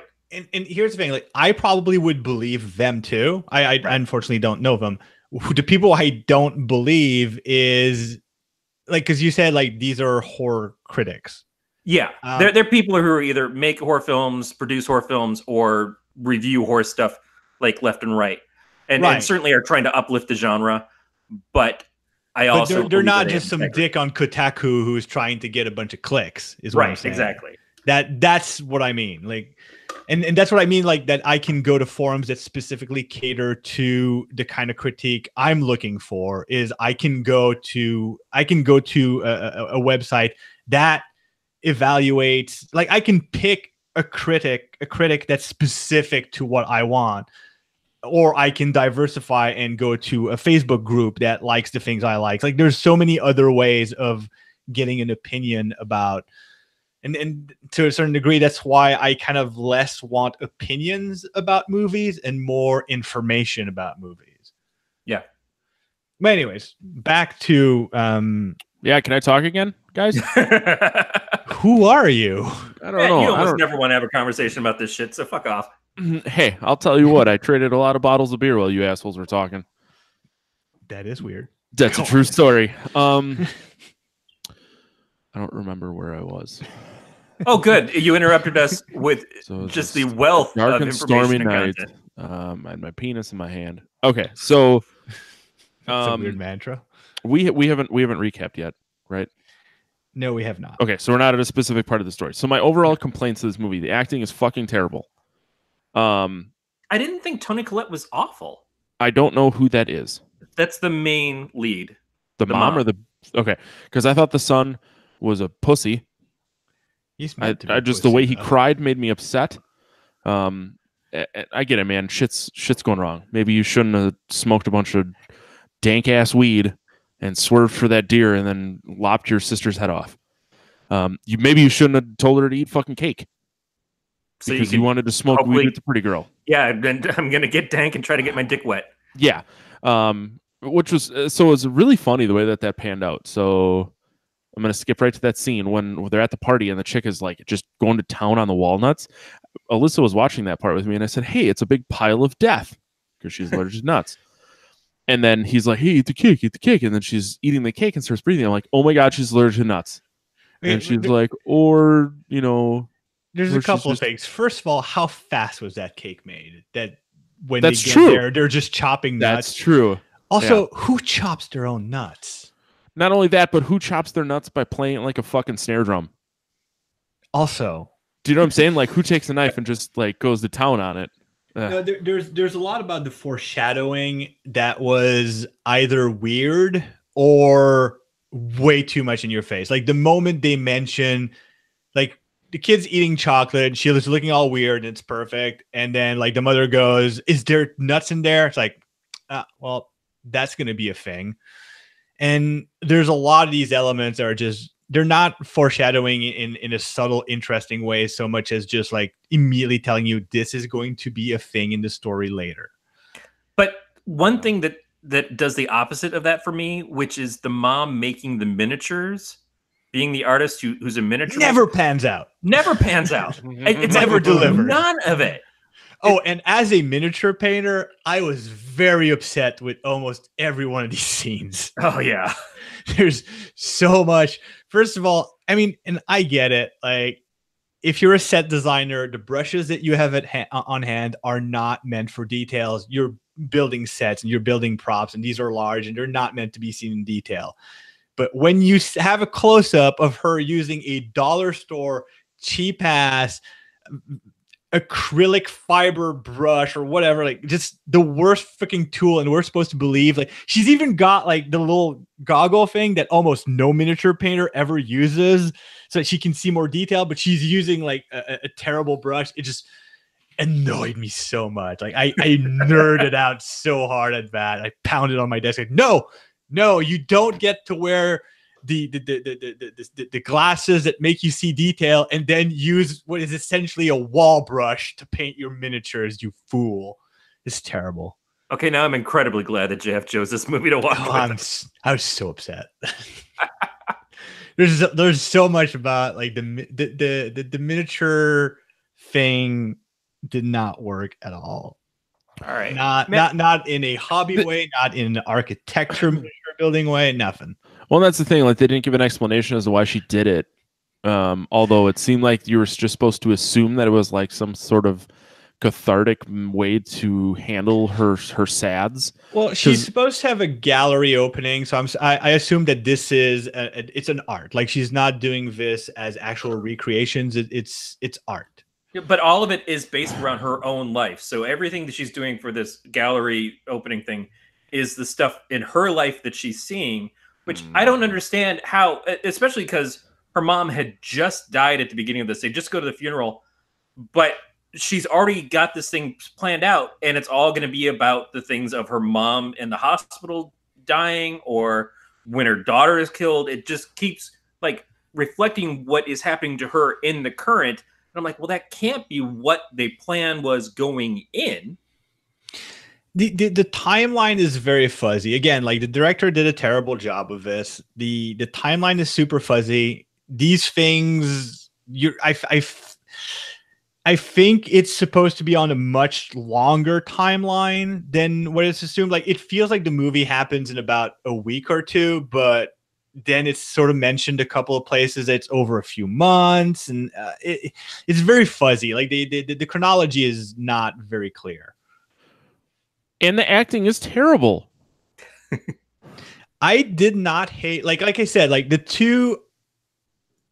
I didn't think the kids did a bad job with the acting. I don't know. The son just looked stoned all the time, which I know he's supposed to be a kid who gets high, but that's the only look he has, is being just non-reactive. My favorite line in this movie was, "Don't look at me with that face on your face." Right. Yes, but that's screenwriting, and that was bad. And I don't think the lead, like the Steve and Annie, the two adult main characters, did not translate. I think the guy who played Steve had a couple of act out moments that were okay, but generally speaking, like his character was very, very bland and in the background, and it was difficult to relate or understand him at all.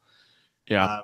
There were several points in the story where how did he not call like an ambulance and have his wife committed like immediately? How, like, especially like they mentioned that there's an incident of her sleepwalking and almost killing herself and her kids, and the moment she starts acting out, nothing is said. Like, it's like, oh, I don't know, we'll pass over. I guess she's just upset about her mom. It's like, no, it's none of that is believable, and you don't feel any emotion from him. The other crazy old lady, she was convincing. She did a good job. Like, it's really like the two main adults, like Annie and Steve, that just didn't really. As far as the acting didn't do well. I forgot Corey warned me about all the dick. Oh yeah. Until all the dicks showed up. I clapped when I saw the dicks because I thought, Matt's watching dicks. Well, I was like, he must be so upset. Dude, it was like 9, not even 8:30 in the morning. And I'm watching this, I'm like drinking coffee. I'm like, oh, there's this weird guy, and there's a dick. I'm like, oh my god, there's a dick. And he's just standing in the dark doorway, smiling with his dick. And then it just like continues on, and then it's just like random dick on the wall. Gonna clap my hands. I don't mind that, but it added to the unnervingness in the end scene of there's all these people just kind of creeping around, and they're just waiting. They're just waiting for this to happen, but you have no fucking idea what's happening. And I'm gonna finish the movie without having gone through all the rest of it by saying, how did you feel about the very final scene of everything's happened, it's culminated, Charlie's now for some reason in the body of her brother because that had to be a case to summon up this demon that she's also, so she'll click at things with her tongue. But in that last scene is someone telling Charlie in Peter's body from off screen, what the fuck just happened? And then everybody's screaming, hail Payran or whatever. From off screen, you're just looking at this kid's face and having the whole plot explained to you in the last 2 minutes to kind of like give you a closure of, yeah, shit actually happened. You didn't get to see any of it, but fuck, there you go. It's my impression, and this is a lot of the movies like that, is wouldn't it be creepy if we did this and they did it? The doll houses in the miniature, it's only there to be creepy. Because, hey, small things that look like real things are creepy. Like, everybody's scared of dolls. Like, what's even scarier than dolls? A bunch of miniature dolls. And, oh, well, wouldn't it be creepy if the mother, like, was on the ceiling watching her son discover her burnt husband? Yeah, there's no foreshadowing of that. There's no explanation as to why she's able to do that all of a sudden. Wouldn't it be creepy if she banged her head on the attic door? Like, which is visually very cool. All of it is visually cool taken on its own. Like, even like as upset as Matt is, like, even having a bunch of old people in the shadows with their dicks hanging out or tits hanging out, like, it's very weird and unsettling. And good job on that. You got to look at their knees to see it. But the thing is, it's all disjointed and it's not stitched together in a way that's entertaining. It's creepy as its own little thing, because at some point the writer-director had that idea in the shower that, hey, if the headless body floated into the treehouse, wouldn't that be weird? I guess.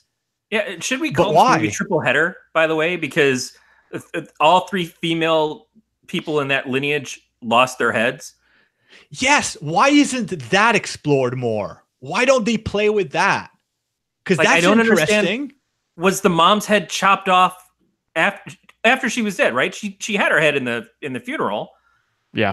And so they chopped off her head, and then the mom cuts her own head off. Again, a very visually creepy scene, but makes no sense as to why she's doing it.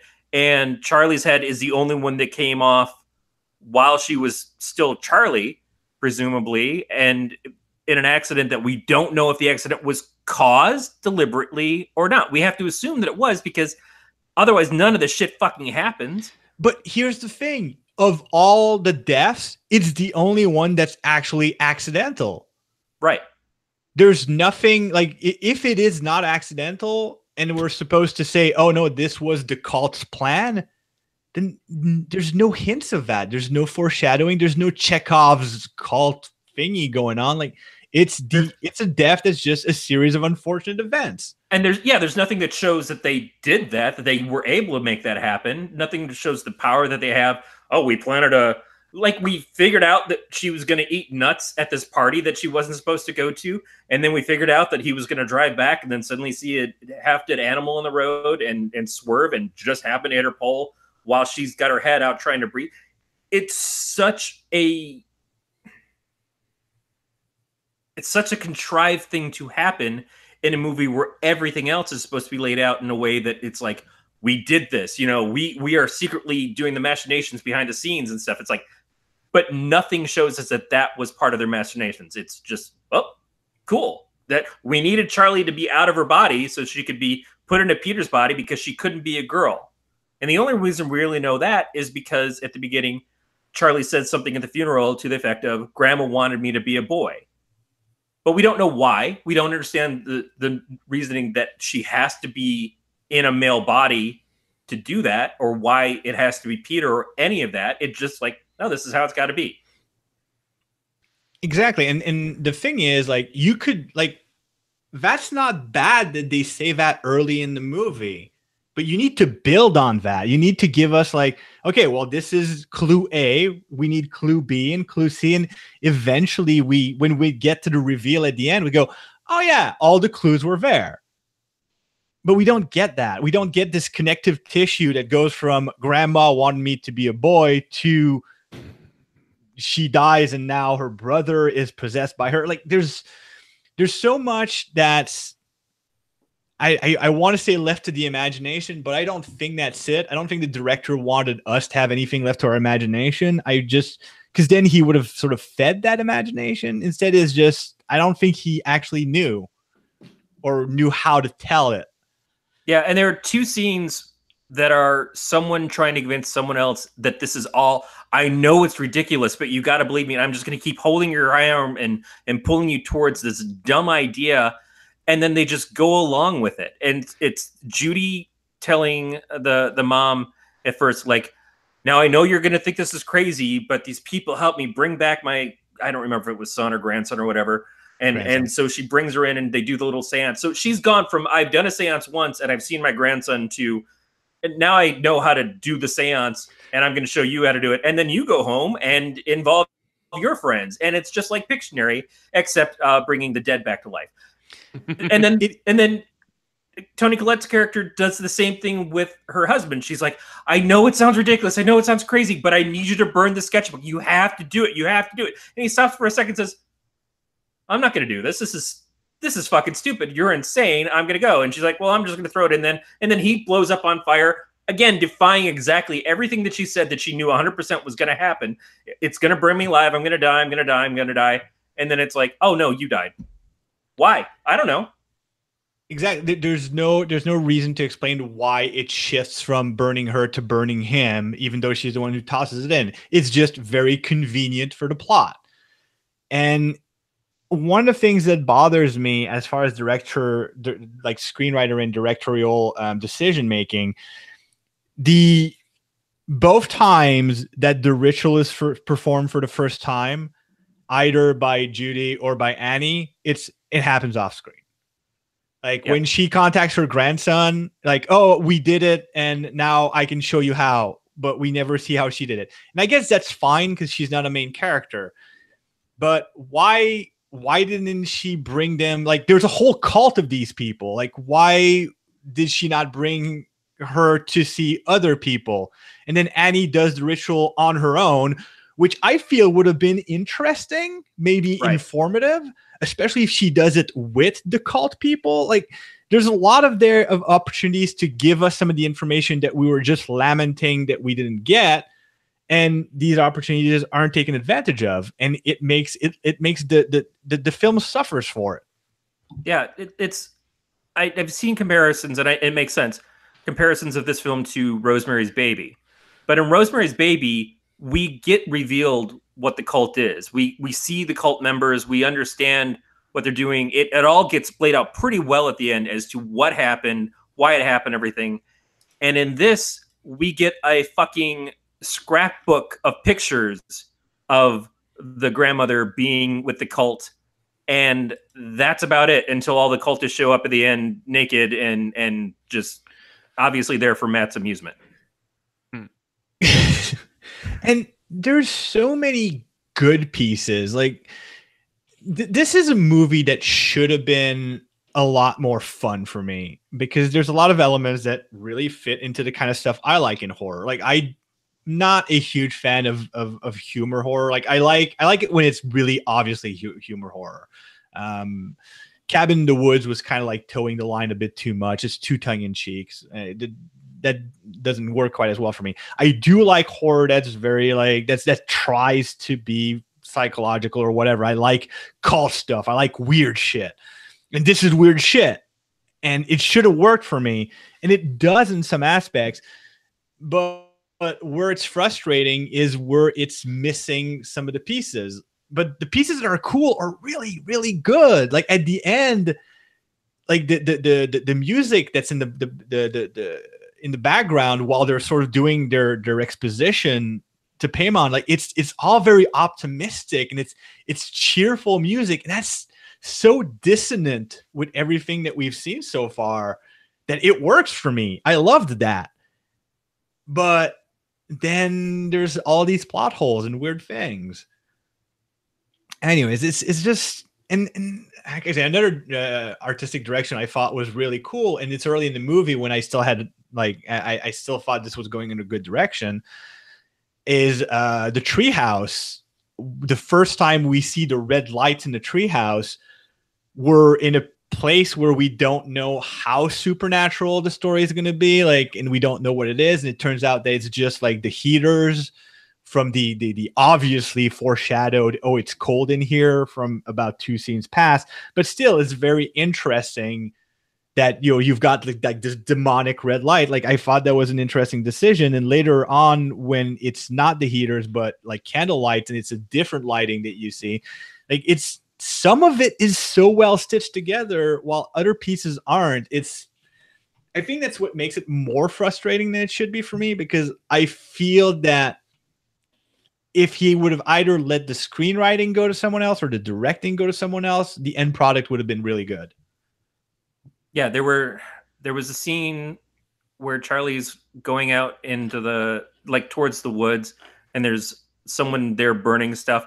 And I don't know if that scene happened or was just in her head. At that point, the part where Judy shows up outside of Peter's school and is screaming at him to say, "Get out of your body," and make way for your sister, essentially.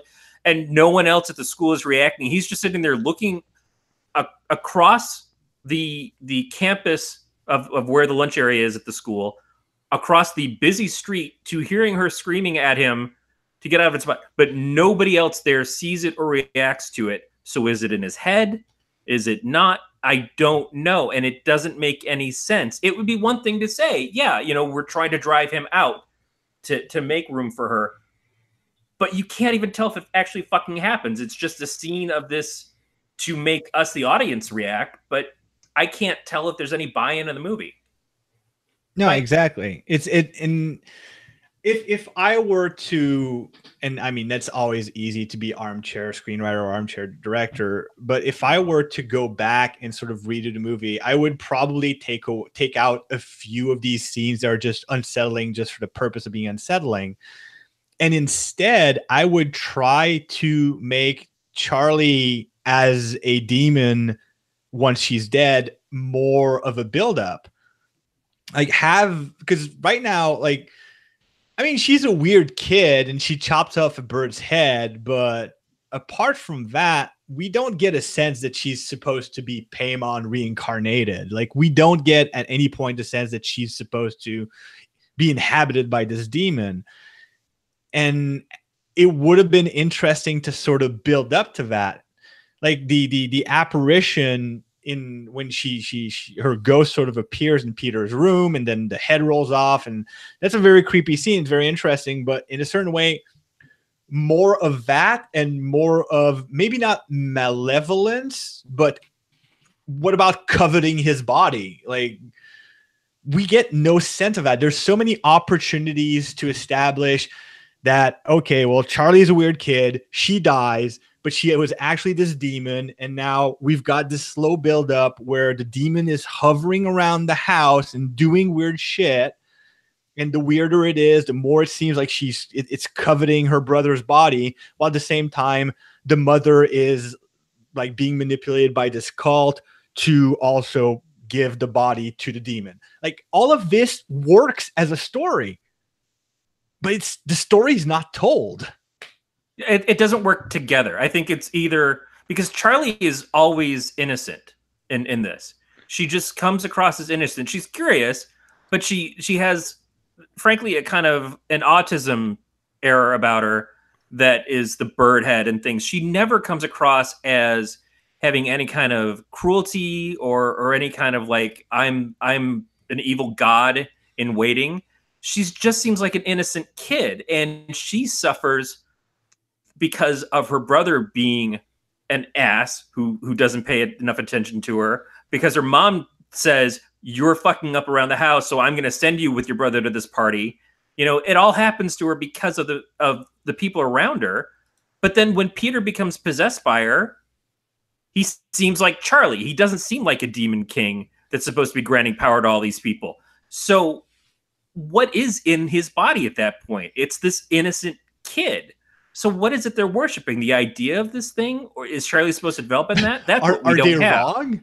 Wait, right. that actually would be an interesting twist. Like they thought they were bringing a demon king into like this kid's body, but actually, you know, no, it's just his sister's ghost. And we went to the wrong house.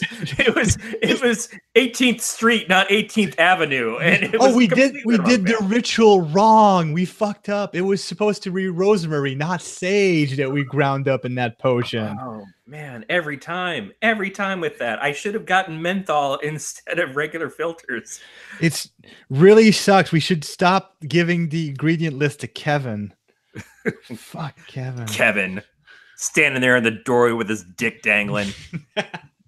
And that's another thing. Like the members of the cult, the background members of the cult are like just nameless. They're only there when they need to be. At the end, they're all like chanting, like there's 50 of them, but there's 8. It's just so weird.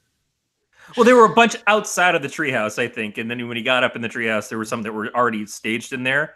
So I think they were all kind of like waiting to see the moment where he gathered. Rewatching this, I was able to look at it with the eyes of, I know what's going to happen. And I picked up some of the clues that they put out a little bit better. Plus, I wasn't like incredibly sick. I bought into some of the plotting and stuff a little bit more this time, but it's still like I told Aaron when we left the theater, that was a movie that pretended it was a horror film for the first hour and a half and then tried to make up for it in the last half hour. I mean, I appreciate the art house aspect, like the trying to make it all weird and bizarre and pretty. But you can't do that without giving us the story. And again, I think that's where it falls flat. Like I didn't hate it. It's not like I walked out of this like feeling like I wasted 2 hours. I still like the parts I enjoyed a lot. I thought there's a lot of potential, and it did fire up my imagination, which is always a good thing. But well, it's a good thing for me. But at the end, if I were to analyze the film and say, is it good or not? Yeah, no, it's not. Matt, what do you, aside from having a novel, loads of penis? What? What do you think? I mean, I pretty much told you everything I thought. The acting was terrible. The ending didn't make sense to me. Like, what makes sense because they force feed you to sense in the last 5 minutes. Well, I thought the ending was stupid. Like, yeah, I don't know. I don't like how it ended. I don't like how it was 90 minutes of like cloak and daggers and then 30 minutes of being like, here's every answer to any question you may have had. Like, yeah, that's exactly it. Is that it's an hour and a half of it's not a movie about a cult to it's a movie about a cult. And it's not a movie where we have things that are happening to us that, oh, it makes sense now that it's a cult that's doing it, because it never makes sense that they did that. It just becomes this other thing. It transmogrifies. Maybe it was the Charlie Peter conundrum of like, well, it used to be Peter, but now in this last hour, it's Charlie. I don't know what the plan was, but it seems like it's a couple different stories that were stitched together, and they just shoved it straight up your ass in that last couple of minutes to to hit home like, no, we knew what we were doing, and now you see it. Now we're smart, right? It wasn't smart. No, it's and there's again like the missed opportunities, especially for the whole cult thing. So yeah, the cult is only present at the very end, but it could have been there from the very beginning. Like, can you imagine the story told differently, where Annie goes to this counseling thing, which for some reason she does behind her husband's back for no explainable reason? Like, it feels like something you say, hey, I'm going to that thing because I'm having trouble dealing, and like, yeah, if they had explained it by saying she's afraid to tell him because she's afraid that he'll react to her being mentally unstable or something. Yeah, dude, and it would be the opposite though. Like, it's like, hey, I know I'm mentally unstable, and right now I'm in an emotional place, so I'm going to a support group. Yeah, no, do that. Well, that's the thing. Even when the dad like makes a comment about, God, you haven't been going to those movies, you've been digging up your mother. She had every opportunity to be like, no, I've been going to like talk to people about all this shit. And she just kept her mouth hanging open like a dumb fuck. But because her acting was bad. But figure the story going this way instead. So she goes to this support group, and this support group secretly only exists because they're trying to manipulate her. And she slowly discovers that. Like, I like that better. But that's what I mean. The opportunities are there to tell the story instead of having a bunch of creepy scenes and then saying, oh no, we had a story all along. So yeah, it feels like they try to paint it like this was all really well planned, but there's nothing that connects those dots to make that plan have actually worked. It's a lot of just hoping that this shit comes together, and then it comes together. And there's some things in, like, I don't know if you noticed, Matt probably didn't notice because he was looking at the penises, but Corey, if you noticed that, like, one of the teachers is in the cult at the end. Yeah. And I have a feeling that the way that the director wanted this to be, it's like, oh, people are going to watch this. It's going to be kind of confusing in a David Lynch kind of way. And then they're going to rewatch it, and then they're going to pick up on all these details, and then they're going to think it's genius. It's like, well, you need to get that first part right before you expect us to do the second part. Yeah, the revelation of the teacher being there, the different people who could have been a part of the cult that you see in different scenes of the movie, that would all be great if there was any kind of reasoning as to why this cult was doing this or how they did it. But there's not. And so it's just like, oh, we planted this thing, and aren't you impressed now? I'm really not impressed. I'm not impressed that you focused in on the cult symbol on the necklace in the first scene. I'm not impressed by the revelation of the welcome mat that the grandmother had made for all of her friends, and apparently didn't give some of them away because they're all packed up in the things. Because you didn't describe any of that happening. You just kind of showed us afterwards and said, oh, look, there it is. Haha. You're not looking smart trying to make us look stupid. You've got to be way better as a storyteller to do that. Exactly. And I don't know.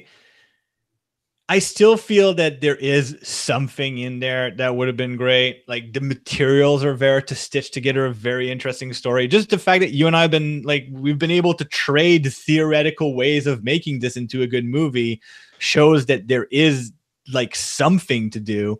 It just wasn't done. And I think that kind of makes it worse. Like, if you go into a movie and the movie is bad because there just wasn't anything there to begin with, it's like, all right, well, they had nothing to work with. But this time they had everything. They had all the elements, they had all the pieces, and they just couldn't make it work. It's even more frustrating. It is kind of like the scenes that stand out visually are compelling. And that's it. Looking at this, it looked good. The way it was filmed, the way the cinematography was, the color usage, all of that. It was something that was, to the eyes, okay, I can stare at this for a couple hours, but I just felt poorer for having watched it because in the end, the visuals weren't enough. No, exactly. It's a good way of putting it. Although there are some scenes like there's two problems as far as the cinematography goes too. Like some scenes drag on for too long. There's a couple of them that drag on for too long in a purposeful manner to create unease, and I thought that was well done. Others are just too long for being too long. And there's missing scenes. Like I said, like the two rituals that are missing is problematic. And also, we never get a feel. So, okay, just Peter goes to a party with his sister. His sister eats nuts because he's negligent and terrible, or just stoned, or just wanted to get his dick wet, whichever. Yep. On the drive home, he gets his sister decapitated, and because he's stoned and because he's traumatized, he just leaves the body in the car and goes to bed and doesn't sleep and just waits for his mom to scream because she finds her dead body. I don't like that they just assume that they asked the son about what happened too. Right. That's the scene that's missing. Yep. Yeah. How no one has a conversation with the brother. No one, there's no point where there's an investigation. It's like, oh wait, you were under the influence when this happened. Yeah. They're right. Like, although he never cleared that bong, so I can't imagine he got very high. Or so I read on the internet that you clear the bong when you're smoking it. How we don't know how long he'd been smoking. That might have not been his first hit. Like he probably wasn't even inhaling. Probably not. That stupid face on his material. face. Yeah. No, but that's right there. What you just described, the kills his sister, comes back, waits for the mom to wake up and react because he can't deal with it. He's just emotionally so fucked up at that moment. All of that, I think, is the basis of a really good movie. And being haunted by that, the whole family having to deal with the fact of that happening. It's not a traditional horror movie. It's an emotional wreckage of a horror movie, but it makes a really compelling horror film. And even if you want to toss supernatural elements, and even if you don't want to focus on that, just showing us how, because it's weird because it's a movie that goes out of its way to create uncomfortable scenes. Like just like the long ass minute where he's in the car and just can't bring himself to look into rearview mirror. That's well done. That's super creepy. It's effective as hell. Also, the scene where he's sitting in school and he looks up and he sees the rearview mirror with the headless body in the back seat. I like that. Yeah, it's a movie that doesn't seem to shy away from showing us, hey, this is really uncomfortable. Here, look at it. Yeah, and it's horrifying. And one of the more horrifying scenes they could have done is the confrontation between the parent and the son's like, what the fuck happened to your sister? And now they steer clear from it. And we have no idea how that family dealt with that extremely traumatic moment in their lives. Well, they have shitty dinners. And fucking terrible. And the mom, the worst scene in the movie. The mom is looked like as the most horrible person in the world because she's pissed off at her son for killing his sister and not fucking owning up to it. Well, Mom, what do you have to say now? Well, I say we should go for a fucking ride. Yeah, we should maybe have a discussion as to what the fuck happens. Like, you forced me to take her. I didn't force you to fucking kill her. I said take her to a party. Like, you're the one who said it was a school thing. Like, none of that. That dinner scene doesn't make sense. It's weird, and it's not the uncomfortable I was just talking about. It's just uncomfortable as an unbearable. And Matt's right. Like, the dialogue in that scene is just the worst. I didn't like the way he was pulling the meat off of his chicken. I don't like the way he was using a freaking butter knife to cut his meat. I think pulling the meat off the chicken is a euphemism for the guy in the doorway at the end of the movie. Why is that guy such a puss? What, the kid, Peter? Yeah. I don't know. Why is Peter a puss? Why, did you want him to be like a strong Schwarzenegger type of dude? No, I don't know. Like, I get it. You're probably what, 17? You killed your sister. But I don't know. He just, He was 16 and she was 13. Oh, 16. Okay. That's what I read. Does she look 13 compared to his 16? No, she's only 16 in real life. I'm sidebar here. Judging. Well, I had to look her up because my wife was like, "Isn't she like 45 in real life?" Which she's not. She's 16. Was there another movie that involved some sort of clicking sound? Because Alyssa claims she swears up and down that she had already seen this movie, and I'm like, I have not. So if you saw it, it was with your other boyfriend. I mean, there's a lot of clacking and stuff in like the Grudge movies. Well, there's that, and then there's the clapping in The Conjuring. Right. That one, that's what I mentioned, and I don't know. She's staring at her phone for the majority of the movies, anyway. So then she's smarter than all of us. Well, no, I'm glad I saw it because it's a fun movie to discuss, but not as in wow, was that movie great? It's like I like trading theories of how it could have been better. Yeah, I'm definitely not scoring this movie high, which we should probably get into because my bladder is telling me that we should wrap this fucker up. But I'm not going to score this high, but that doesn't mean that I'm like upset that I watched it. Right. I'm with you on that. I was upset that I had to rewatch it. For the record, one reason I picked this movie is because I stumbled on an interview with the actress who plays Charlie. Because it popped up as an article of interest because she asked to keep her head from the prop department. Nice. Oh, weird. Because she wanted to put it on the dinner table for Halloween and her parents didn't want her to. And I thought, and I immediately went to Twitter, clicked follow because that person is fucking delightful. She is awesome. Yeah. Huh. I didn't realize this was like the only movie she's ever been in at this point. I mean, I'm sure she'll find work now, but no, I think like of the actors, like she was one of the most compelling in the movie. Like she was the most relatable character because she wasn't there for most of the bullshit in the rest of the film. It's weird that the character who's super weird and socially disconnected is what we here at Podcast at Podcast of Terror we consider relatable. Yeah, but I get what you mean. Or maybe it's just that I feel the most empathy towards her. And the rest of the people I was anxious to see die. So while she was cutting the head off, my wife looks at me and she goes, "This is why we're not having children." She goes, "My love of true crime and your love of horror, our child would be fucking doing something like this." No, that's worse. Your child would come out being the next Jerry Falwell.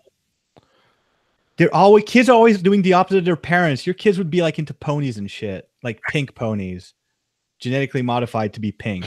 Genetically modified pink ponies. Yeah, because it's in the future. That's a good point. Well, still not having kids, so we'll just nip that right in the butt. All right, Jeff, you have to rate this on a 0 to 5. Oh wait, I have to start 0 to 5. I give it. Yeah, you're the guest. You have to start. I give it a 3. Oh, all right. Like on a good day, I might even give it a 3.5, but 3 is where I'm going to stand. Corey, I know for a fact I'm being very generous, but yes, you are. It's a movie that is thematically very much in the genres that I like my horror movies. It's a movie that if it would have been well made, it would have been an easy 5. So for me to like bring it all the way down to a 3 or 3.5 is a hard knock. Yeah. Corey. I don't think it's a secret that before rewatching this movie probably would have scored a 0 for me. It was not only my most hated movie of this year, but one of my most hated movies ever. It's right next to A Night in the Life of Jimmy Reardon as one of the worst film experiences I've ever had. Rewatching it, I felt a little bit better about it, but I'm going to stick to my guns and give it a 0. Shit. See, my worst movie of the year is Rogue One, but that was the previous year. It right. So bad that it spills over a few years. It lingers. Wow. I really don't like Rogue One. I still haven't seen it. I haven't seen that or Solo yet. It's fine. Yeah, that's what I keep hearing. So it's like, it's good. Maybe I just will bypass watching that. Solo's is incoherent but fun. Rogue One is just joyless and stupid and badly written. Sorry. No, it's really not a big deal. I'm not a big Star Wars fan, so there's... No, then you would probably like it. Well, no, it's not. It's the structural problems with Rogue Ones aren't just because it's not a bad Star Wars movie. It's a bad movie. there's a lot of problems with it, but because Matt does not enjoy sci-fi at all or Star Wars, he might actually like Rogue One. Do you like characters that you can't relate to and have no likable qualities and no character arc, Matt? If so, Rogue One's for you. For what it's worth, I think I turned Rogue One on once, and about 45 minutes into it, turned it off, and never went back to it. And someone's like, "You really should go watch it," and I've been meaning to.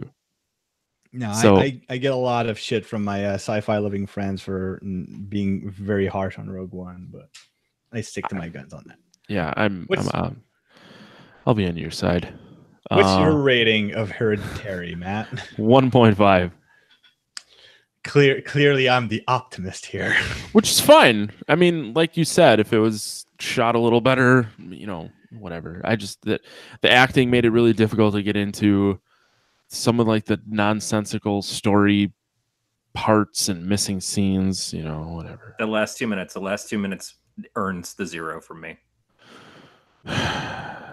So much potential at the end, though. That's just wasted. Yeah, that's the thing. Man, I really do believe that there is potential in this movie, and there was a shitload of potential. They fucked the dog. Yeah. They fucked the dog hard. Just at the end, like the headless body floating into the treehouse. Now, just change that to it walking into the treehouse. Yeah. Right. Yeah. So much weirder looking. Yep. Yeah. Like, why did they make it float? I don't understand. Like, it's such a weird, nonsensical decision.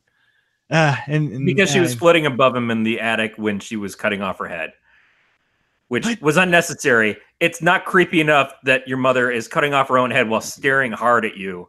I love that scene. I think that scene where she's cutting off her head would have been creepier if she's doing it sitting in a corner. Yeah. Right. But they needed her to be floating so that when the cutting stops, you can hear her body hit the ground. Mm. Well, if she was standing upright and she cut her head off, the body could still hit the ground if she crumpled. Yeah. There's ways to make it not stupid. Yeah. I agree. Anyways, Corey, I'm assuming you still can't read. I cannot read. Like books? No, his TV's too far away, so we can't read the outro, so I have to because he has old man eyes. You can contact us by leaving us a voicemail at 805-328-3966. You can email us at pot@gncast.com. You can leave us messages on the website as well. Follow the show on Twitter, Facebook. Oh, my God. Twitter, Facebook, and Instagram at Podcast of Terror. I almost died there. Also, subscribe to this podcast via iTunes, Stitcher, Google Play, any of your favorite podcatchers. I still might die. If I do, it's been real. I just want to see you cough enough so that you actually pee your pants. Tell my mother I love her. It's going to happen. Leave us feedback, please. We can read it. You can also go to bit.ly/potreview. You can review the show there. All subscription options and links can be found at gncast.com/subscribe. You can follow the entire network on Facebook under the Galactic Network. If you want to give the show money without actually giving us money, go to amazon.podcastterror.com. Shop up like you normally would. We get a cut. Costs you nothing. JF, where would you like people to find you? People can find me on my website. That's jfdubeau.com, jfdubeau.com. Or they can follow me on Twitter at jfdubeau. I have a mailing list that people can join, and I'm going to be putting short stories, as Corey suggested earlier, that I do, because it's a smart thing. Yeah, Corey is not dumb. He's odd. I know a lot about what I think creators do, and I follow the trends and stuff. I'm just really bad at it myself. I think talent as a starting point is probably what needs to happen. That's true. Corey, what are we pushing? What are you pushing this week? I don't know, man. I joined Pillow Fort. What is? Wait. What's Pillow Fort? Okay, so there is the Tumblr exodus going on right now because Oath, which is under Verizon, owns Tumblr and all the other Yahoo shit, and apparently was overvalued by somebody, Bean Counter. And so they said, we don't want to have adult content on Tumblr because they have no understanding of what Tumblr is. And so everybody from Tumblr is crying Armageddon and probably walking naked in the woods into somebody's house.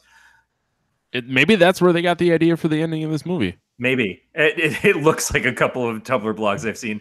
Anyway, so there are a few different sites that are hopefully for these people going to be the bastions of where they can go to take their fanfic/fiction art things and put them. And one of them is Dreamwidth, and the other one is this Pillow Fort. Pillow Fort is still in beta. It's an open beta, but you have to pay $5 to get an account with them. And I think you probably have to pay $5 to set up each different account if you want to have multiples. But that is where some people are going. And it's very, very sketchy when you get on there as to like, will your page refresh? Will your blog post, all that shit.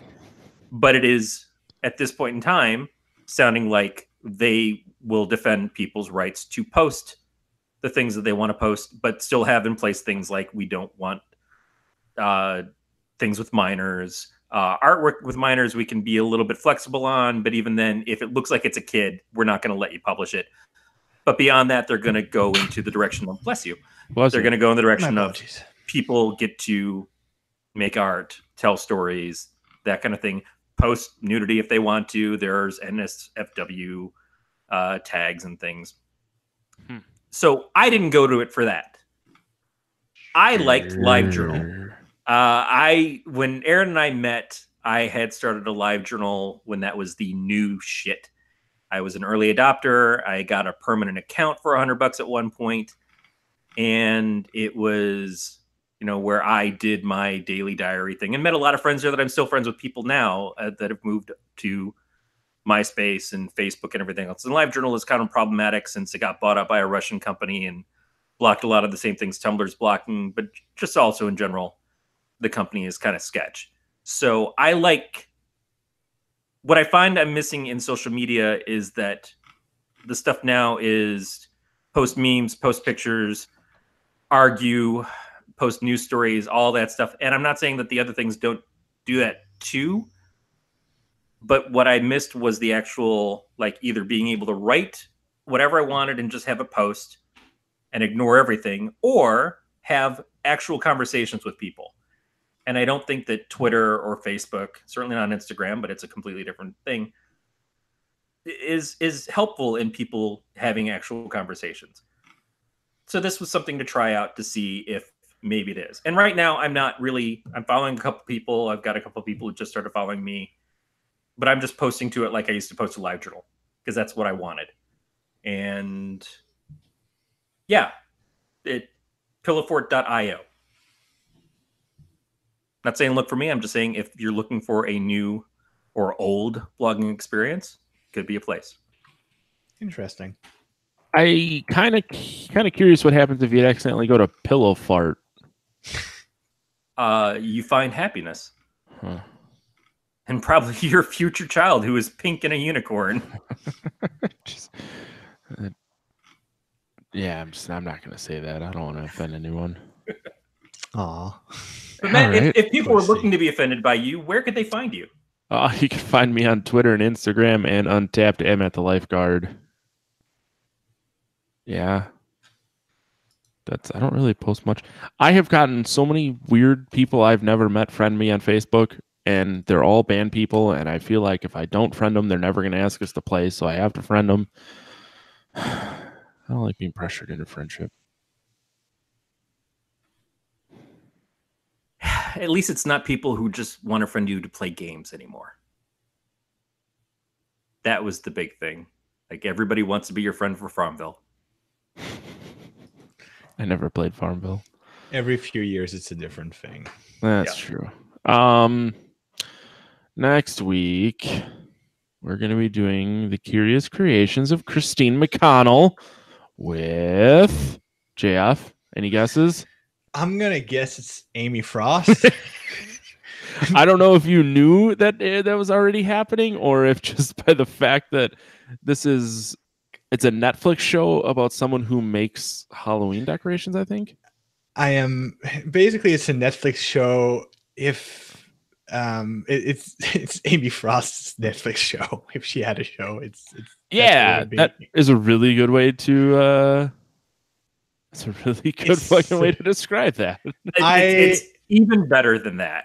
Not better than Amy Frost, obviously, but it's more than just a crafting show with Halloween themes. It's so good. Is it really? I love it so much. Yeah, I'd seen the ad for it, and she's like, "Well, can we do it?" I'm like, "I don't fucking care. If you want to do it, we'll do it." Like, that's why I ask you. Look, you're gonna go in. You're gonna go. I don't know. This is weird, and then there's gonna be things said, very subtle things, and you're gonna go, "Oh no, okay, I get it. I'm in." It's gonna be weird. Okay. You think it's for kids because there's puppets. Yeah. But no. And it's great. It's the best. It's all very subtle and awesome. Well, that made me a little more excited for this. It's cheesy though. Like, don't expect it to be like super. How's the acting in it though? They're puppets, man. Wow, is it better than Hereditary? It's better than most of the main cast of Hereditary. Yes. Okay. Good. One of the puppets yells at the other puppet not to make that face with their face. Yes. Balls deep now. All right. That's going to do it for another episode of the podcast here. We will talk to you guys next week. Stay scared, everybody. Requiem. That was an awesome callback. All right. I stopped recording, but I left YouTube going for now. So I can save this and say bye to Growly and Beatmaster and JF's friend who showed up, whose name I don't know how to say. No, that's Annalisa. Annalisa.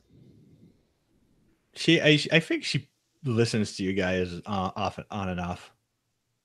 I'm shocked it's not just off.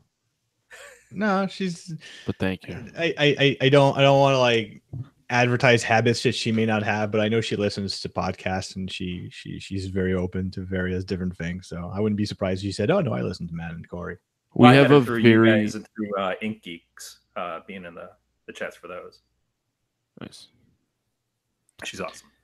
So I'm very I really wanted to love this movie and for you guys to love this movie and us to have a discussion where we all love this movie. And I was at the end of the movie, I went, "Nah, that's not the discussion we're going to have." No, I knew going into it, Corey did not love this movie. So it's.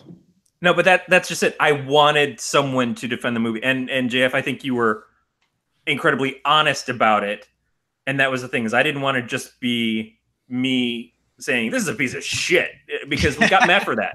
That's what Matt is on the show. And I want people to know that it's okay to not have the same opinion as us and for us not to have the same opinion as them. No, and I knew that this was a movie that catered a lot more to my taste than say Matt's taste. I was kind of on the fence about. And I agree with you 100%. There's something there that could have been great. There are probably 3 different good movies that could have come from this. But something about putting the salmon and the avocado and the strawberry ice cream into the blender did not work. And so it's like, this is not good. This is absolutely terrible. Like I said, it's like all the ingredients are there. They're just cooked wrong. It's too bad. It is, but it's like that sponge that Jack put in the microwave and started on fire. Interesting. Well, so quick sidebar. Jack microwaves his sponge every time before he does the dishes, and he put a dry sponge in the microwave and it started on fire. Yeah. All that money for film school. I'm not sure. Like, I think I get why you want to warm up your sponge, No, he's trying to kill the bacteria. So it was on a brand new sponge that he had not ran water through, which every part of that is like, why? Works. So when we had our first microwave when I was probably 10 or so, I remember being told 19 dickety-ot 2. Yeah. I remember being told no metal in the microwave. No metal in the microwave. I'm like, okay, fine. I never put any metal in the microwave. Then my friend told me how to make popcorn in the microwave. He's like, yeah, you just put it in a brown paper bag, lunch bag. You fold it up, you microwave it for however many seconds, and boom, you got popcorn. I'm like, well, that seems reasonable as opposed to the popcorn popper that I had that worked just fucking fine. So I go and I pop it in the microwave, and as the air hits it, the bag starts filling up with air, and then it opens. And I'm like, well, that can't work. So I'm like, I have to seal up this bag. What do I have to seal up the bag? Staples. Oh. Yep. Just brilliant. Fire and sparks shooting from the microwave. I'm like, what the fuck did I just... Oh, yeah. Yeah, it's metal, buddy. Staples are not made of plastic. Although duct tape wouldn't have done much better. Did they have duct tape when you were 10? Well, yeah. I mean, we used it to That's like a partially... rally the dinosaurs together and keep them. Yeah, it's like a partially legitimate question. I don't know if duct tape was as widely used 20, I don't think it was ago. the be-all, end-all of everything because MacGyver hadn't come out yet. MacGyver had come out 20 years ago. When I was 10, MacGyver was still about 7 That's not 20 away. Years ago. Yeah. when you and I were 10 was not 20 years ago. Hey, guys, 20 years ago, I was 10. Mm-hmm. Mm-hmm. Shut up, kid. Sorry, 23 years ago, I was 10. Does that make it better? It's fine. I understand that I am old and decrepit. The fact that I have to go to the gym to do physical therapy so that my legs don't just give out on me is a pretty clear sign of that. Also that I was once hit by a car, but Oh, God. Yeah, that kind of changes everything. It messed me up. I'm doing that thing that, like, when I was a kid and it was fun to do, when you climb upstairs and you kind of, like, climb with your hands while you're climbing with your feet at the same time. Except I'm doing it now because I have to. Also, before the show started, I was sitting at my desk. I was setting up the computer. I turned the screen and stuff so it would all be facing the podium. I walked over and I pushed myself up onto my chair so I could sit close enough to the podium in the same spot. Now, there's not a lot of room in between here. I'm wide. But I have to give myself a minute before I turn on the mic after that because I'm actually winded from climbing up on my chair. Corey, I just don't want to heavy breathe. Corey, you should do yoga, buddy. You should see a doctor. Yeah, I need to see a doctor. There is a family heart issue that we've kind of established. My mother and my aunt, and I guess one of my uncles, all have had the same thing, which is they need to go in and scrape my heart. Yeah, man, you should start doing yoga. Plus, my dad has had a triple bypass. My grandfather on his side died from heart problems. I'm winning. I'm telling you, you really got to do yoga. You're starting to sound like a cult leader there. Me? Hey, you really need to get into the yoga, man. Dude, I need to start doing yoga too. And I'm joking, but I've been going to the gym and I've been losing a lot of flexibility while I'm getting muscle mass and getting quote unquote swole. And I need to do yoga too because Swole Patrol. I can't fucking scratch my back anymore without it hurting. Yeah, but if I try to bend once, I'm going to turn into like the Katamari dynasty of people and just start rolling around collecting shit on me. You need to coat yourself with caramel first. I don't know how you do your workouts, but one thing that I've made a change to that's been huge is when I do legs, I'm assuming your gym has a squat rack with the adjustable oh shit bars, I call them, the ones that are at the bottom. Yes, I did that today, actually. Yep, so raise them up a little bit, take the barbell, set it on those, and then just roll your hamstrings out on the barbell. It's going to fucking hurt, and it's going to look weird, and everyone's going to stare at you because it looks like you're putting your dick on the bar. But it will help. Trust me, it will help. I'll have to look up videos of that. I've seen people do much weirder things though in my gym, so it's fine. No, I do a lot of leg things because it's my legs that are the problem. But at the same time, I don't want to look like I have huge monster legs and noodly arms. So yeah. Your friend whose name I can't say, foam roller works too. But the barbell and the height that you can get it at in the gym works better for me. Getting like it's not comfortable for me to hold myself up to roll on my hamstrings with the foam roller. That's why I like the barbell in the squat rack. Lacrosse balls are fun too. I like pie. I like pie too. I ate some cookies with chocolate and crushed candy cane on them today, and then I drank beer at noon. And then again at I'm not 3. A beer guy, but that sounds awesome. Okay. Let me tell you, I found this beer. It's called Juice, Joose. I drank one today. Just happened to be a 32-ounce can, but it smells like orange juice and it tastes like orange juice too. Like it can't even be considered beer. At this point, I would just pour a bunch of vodka into orange juice and have it my way. Or pour vodka into the juice and then you've got it made. Yeah. How about just straight vodka and forget all my problems? Growly says pie equals pie or pizza or donuts. Yeah. I don't have pizza tattooed on my leg for nothing, buddy. Wait, what? Yeah, I have a slice of pizza with a banner that says True Love tattooed on my leg. My wife was actually the one who picked that one out. I've never heard of a more honest tattoo. Yeah, I have a chicken drumstick on my thigh too with eyeballs and a mouth. Pizza technically is a pie, by the way. I just want to say the pizza is a pie. Hell yeah. But I do like the idea of cutting a donut in half and turning it into a pizza crust. Hold on. So Beat asked, when did the whole beer that doesn't taste like beer thing start? And adolescence. Yeah, I think it's basically the point when someone's like, "Well, this beer's good, but what can I do to make it better?"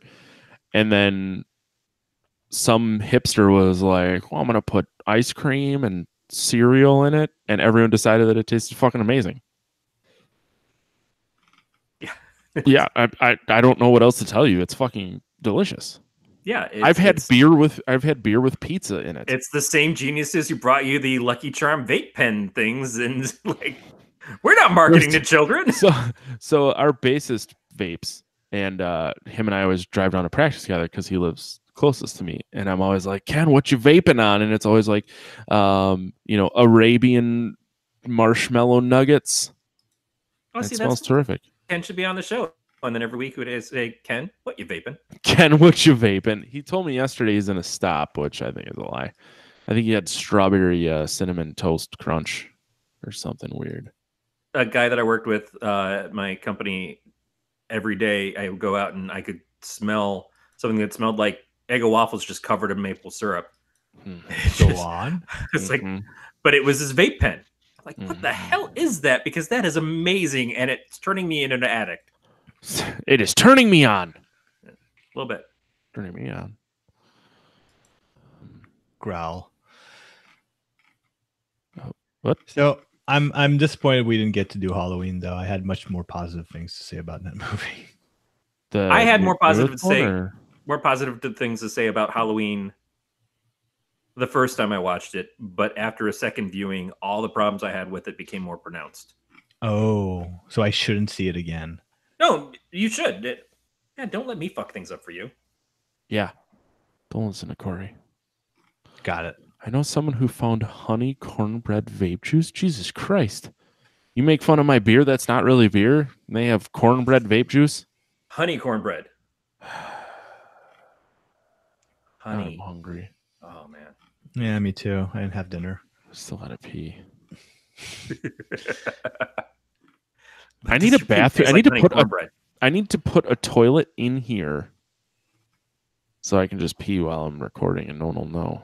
I know a nurse who will help you with a catheter. I don't want. You know what? I'll hook a catheter up to my dick, and the bathroom is just on the other side of this wall. I'll just run a hose through the wall. Excuse me. Hi, Corey. First time caller, long time listener. What was the second option besides dick? for the catheter. I was gonna go for the obvious. Yeah, that's where it goes, Matt. But I like your question better. I'm gonna hook the catheter up to my dick. Wow. Okay. On the edge, wait for that. I thought really you wanted to hammer that home. You just wanted to say the word dick. I did. I like the word dick. Growly's onto something. We're gonna have broccoli flavored vape juice. Well, I was really enjoying this cauliflower that my wife was making me that had Parmesan cheese and Italian panko. But then JF compared my junk to cauliflower at the beginning of the show, and I don't know if I can eat that for a while. So, can you suck on it though? Are you just gonna end up playing with it with your hands until it's like a creamy mess? I do appreciate now in the context that my wife said the other day that dish is the thing that takes the longest to prepare. I'll take that as a compliment. Sure. I got to tell you about this pizza I made. Oh yeah. The crust was made entirely of cheese. All right, go on. Let me rephrase. It's cream cheese, cheddar cheese, Parmesan cheese, and 2 eggs, 2 egg whites. And then you bake it until it gets crispy-ish, and then you put your pizza toppings on it. I have never felt like I punished my intestines so bad. Like it was good, and it didn't taste that weird. It was just like a really thin crust pizza, but I feel like it really did a number on my insides. Take that, Colin. Yeah, right. Putting you into overtime. Aaron got this big thing of Greek yogurt. We're not Greek yogurt fans normally, but she used it to make something, and I don't remember what it was. Oh, she made a sauce for some salmon the other day, and then she used it when she was making stuffed chicken last night. She flattened out the chicken breasts and filled them with stuffing, and then the yogurt was a part of that. And we had roasted Brussels sprouts on the side. My stomach reacted so poorly that at 1 o'clock in the morning, I had to eat a microwave burrito the size of Matt's head just to level out. You should probably get that shit looked at, man. I looked at it. It was if your dark. body's like, oh my god, something green. All hands on deck, everybody out. It took 3 flushes. Or just the idea that you're so sick that you feel that you need to eat a burrito to feel better. That's weird medicine. Well, everything had kind of made its way out of the pool, and I was looking for something to fill the void. Okay. And the microwave burrito was just kind of, this is a minute and a half and pure ecstasy. So I'm just so I chased it with a couple Peptos. I felt fine. Oh my god. You suffered from intestinal distress, and immediately once that was done, it's like, I better eat a burrito. It's kind of like saying, oh man, I really cut off that arm, but I should probably follow that up by removing the thumb on the other arm. I don't know. It's just such a weird direction to take. I'm a Libra. I feel a little lopsided. Well, my initial thought to that comment about your arm was, I might as well start playing baseball. It's like, oh no, I poisoned myself with acid. I should level it up by drinking a lot of base. I'm gonna drink some milk. That's a base, right? Yeah, that'll make everything better. There will be no negative consequences immediately. Put out this fire. The hardest part was the extrusions from the burrito, because they don't come out unscathed from the microwave. Looked a lot like what my meal had wound up looking like. It was still appetizing somehow. It was still good. It was a good damn burrito at 1 o'clock in the morning. I'm so worried about you. You know what, man? Sometimes you just gotta let the peacock fly. I think sometimes stomachs enjoy processed foods more. It makes you feel a little bit more normal. I'm gonna disagree. I said I'll tell you what. Ever since I changed my diet, I feel a whole lot better more often than not, and I can really tell when I eat something shitty. When like a weird chicken sandwich with 2 kinds of Burger King cheese on it. Well, that's wrong anyways. I'll tell you what, though, I had a healthy BM this morning. Exactly.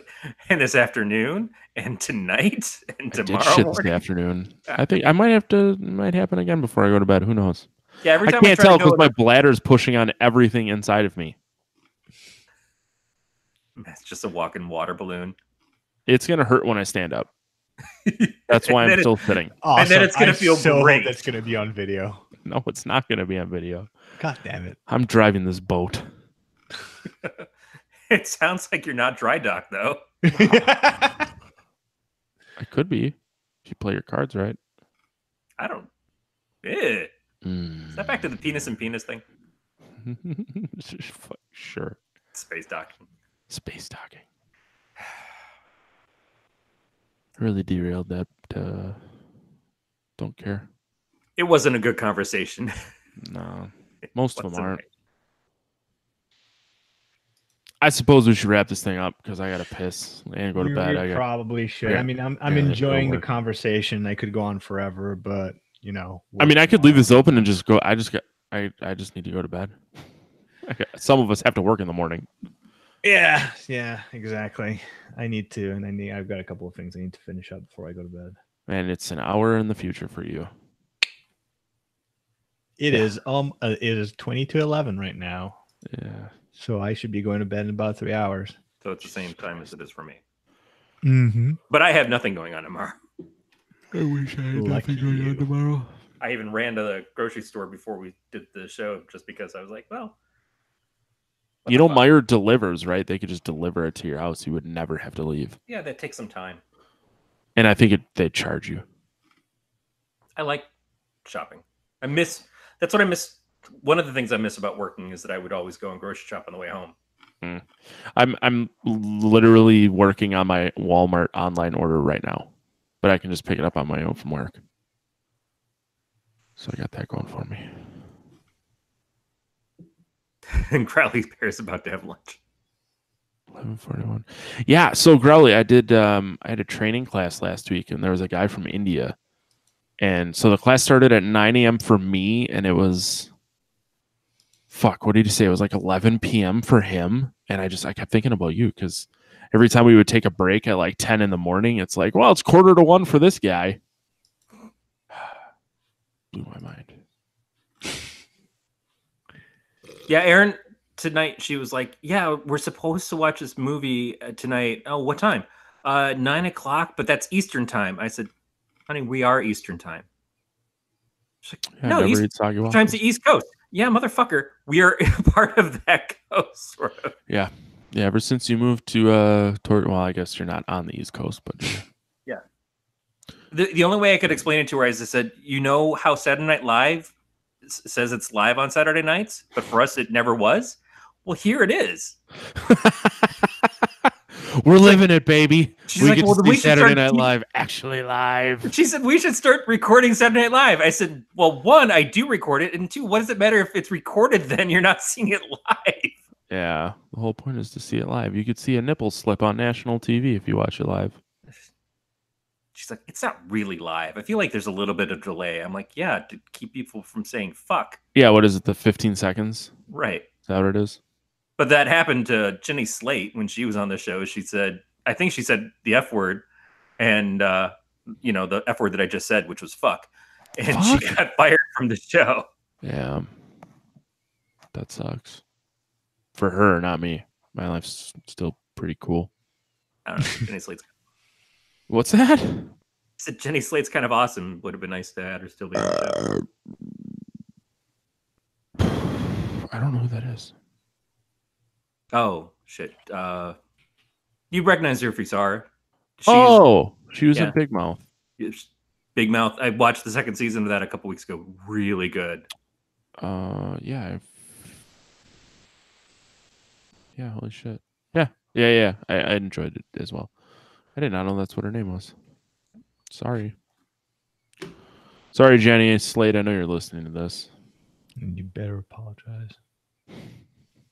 She's gonna show up in my house and just hit me. No, she could have her ex-boyfriend Captain America come and do it. I could take him. in an eating contest. I wasn't done. I said in an eating contest. Eating dick. Well, it doesn't matter. That's what I'm eating. Who the fuck? Erica texts me. Erica from Apex and the Abyss. And she's like, hey, did you play World of Warcraft? Or apparently her and her husband were arguing, and if I actually did. And I said, no, I was busy touring and touching boobs. And she's like, I believe one and not the other. And my response was, my own boobs count as boobs. I was waiting for your own boobs. I didn't say it was female boobs. I was just touching a boob. And what's weird. That's what really matters. And Corey spent a lot of time with his penis. Yeah, he knows it so well he can't tell when there's a fucking string hanging out of it. I didn't put a tampon in it. Matt, what are you... String? What? A catheter hook? There was a catheter, and there's the piercing hole. Yeah. Yay. You know what? I don't like this discussion. I don't have enough time to get into the extra hole in your dick. I'm curious, like, is really that something that everyone has, or is it something that Corey's ex-girlfriend noticed specifically about him? I want to know about Matt wanting to get in my dick hole, by the way. That was phrasing. Corey's secondary dick hole. I agree with Matt that it would take a while to get in. Yeah, I mean, we're going to have an entire episode just about my dick hole and your dick hole. Your untested testy? Yeah, that's my untested broken testy that presumably was shooting blanks, yet I still paid someone to make sure that I couldn't shoot or I shot blanks. Yeah. You know what? We need to have the podcast Hereditary episode where we just all out cage match about our dicks.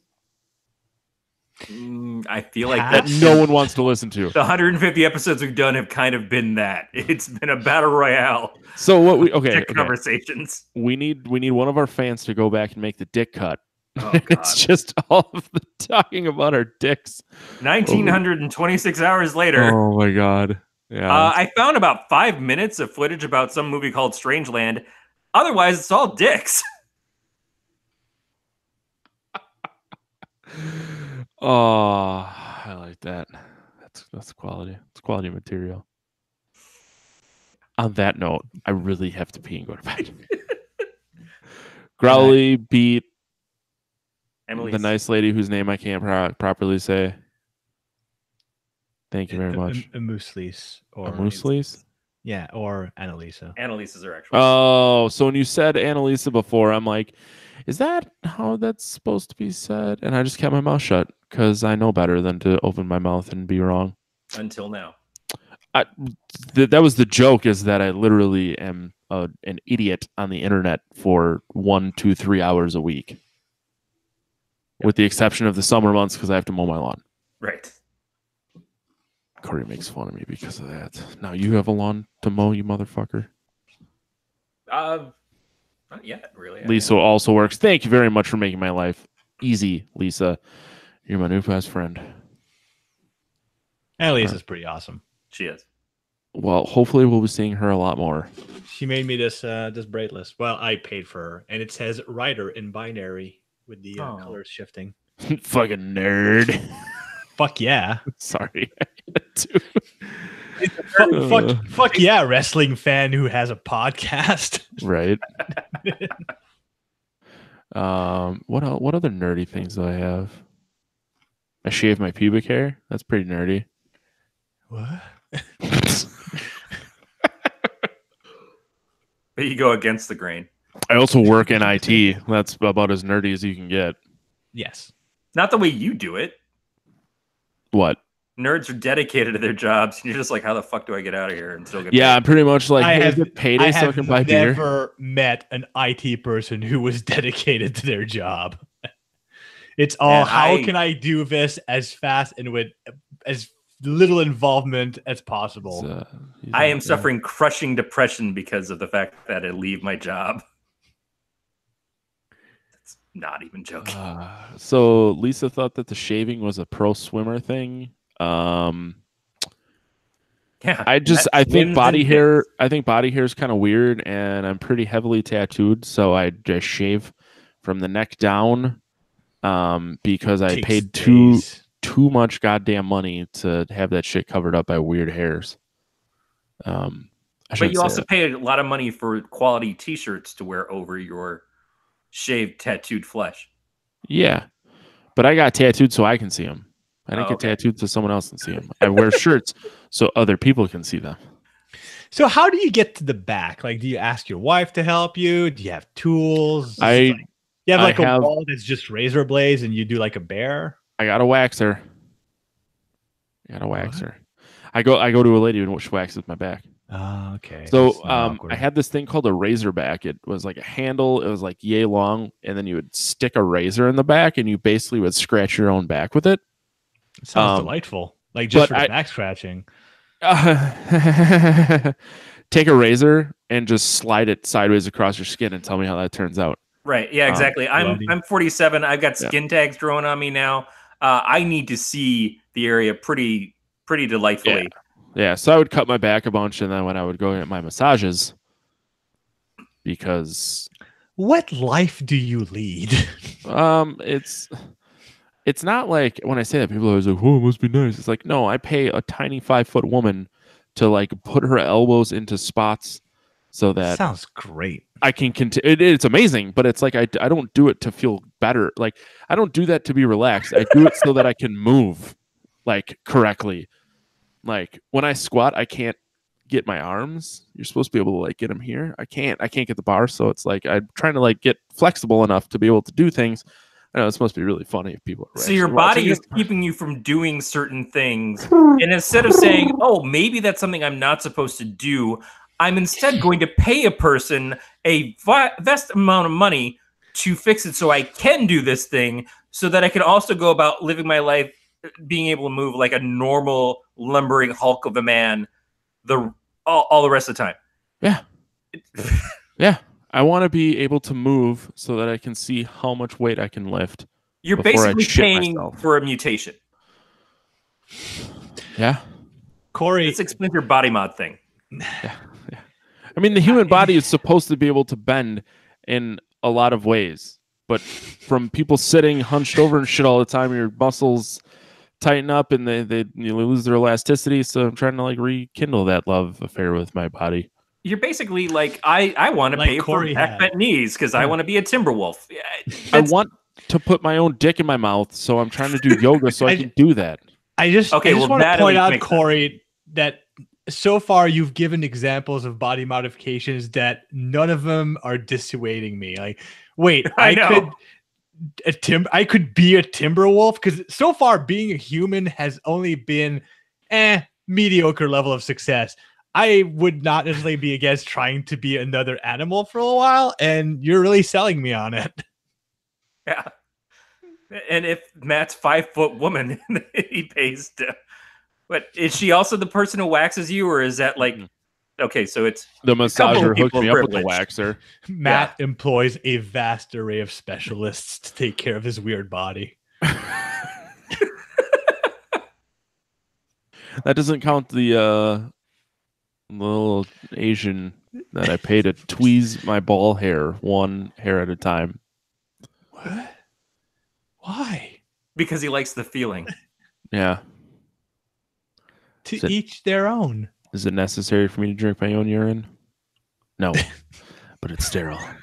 And I like to taste. Do you trim both balls or just the working one? No, I do both, man. I try and keep her high and tight like a Marine. It just seems like if I had swampland behind my house, I wouldn't be also mowing it. Balls? Yeah, I have a flat top on my balls. It's a flat bottom, but Matt's dick is Guile from Street Fighter.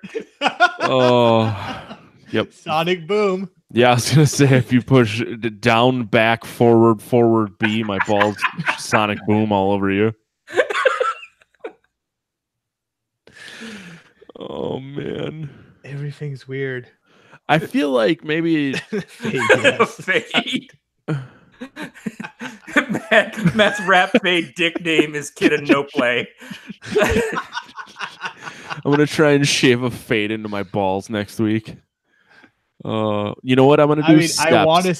I want to say pics or it didn't happen, but I also don't want to see pics. A buddy if of mine you look closely at Hereditary, there's a scene where Matt's part of the naked group.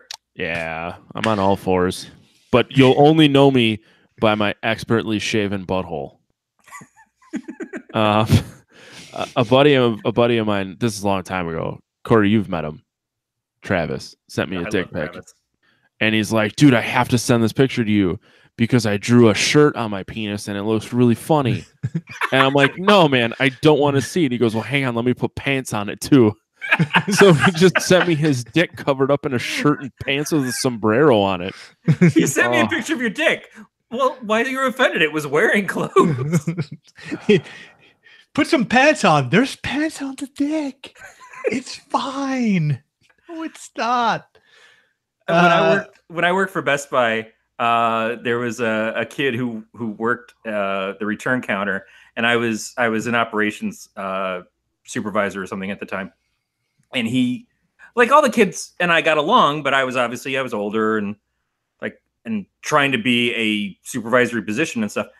And this kid tells me, he's like, "Can I show a picture of me and my boyfriend?" I said, "Sure." He goes, "It's a little racy." Now there's it's a little racy. Okay. And then there's the little racy, here's my dick inside of my boyfriend's mouth picture that I suddenly was finding myself eyes up against. And look how happy he is. I love your gift of understatement, but let's not do that at work again. I probably half the I've done this to probably a bunch of women is I will say, "Hey, I'm sending you a dick pic," and immediately send them a picture of Richard Nixon. It never gets a laugh. No. I think the moment of fear for half a second before Richard Nixon appears kills the humor. Also, if you're like me, your penis might look like Richard Nixon. Oh, boy. Go and see a doctor. So I don't know that he ever went to war, but not a good doctor. Okay, so there's a couple of questions I need to take care of here. Beatmaster, I'm not goatsy. I do not want to spread my butt like Mike Honcho. Growly, the shirt was yellow with red polka dots on it, and he drew blue jeans on it, so it's just like a shitty blue. At least he used color. Because that's true. It was, and there was a sun. He had a sun for a reference, a light reference, and it was very strange. And I missed that guy, and got a girlfriend, and he stopped talking to me. Such a weird life. Yeah, your memoirs are going to be a mess. They're going to be like Hereditary. Just so much potential, but weirdly put together. I really have to go because I have to pee, and now my wife's asking me internet questions. So I gotta go text support before I can go to bed. All right, and I'm gonna go make my lunches for the week. So, Brandon, Crowley, Beat, Lisa, thank you very much for hanging out. I think Brandon showed up about 5 minutes ago, so I can't really. Thanks for having me on, guys. I should have said that on the show, but whatever. We'll fix it in post. This is always fun. No, I won't. I enjoy being on Podcast of Terror. It's a good podcast. I will not ignore you for a year and a half. It's been a year and a half since you were on last. Jesus, that's too long. How about you guys have me again like this summer when my book comes out? How about one more in between there, and then we'll do December too. All right, sounds good. Yeah. Just invite me whenever. Absolutely. I watch a lot more horror movies now that I'm actually writing horror. So fair enough. I like horror. I've also been reading some young adult horror books, and they are fucking brutal. Kids don't fuck around. Oh, shit. No, it says, we can't put sex and too much violence. Well, we'll fuck with your mind instead, but like times 10. All right, I'm gonna let Matt. I'm gonna hang up just so I can let Matt go pee. All right, man. Thanks again. I'll talk to you soon. Thanks, guys. All right, cheers.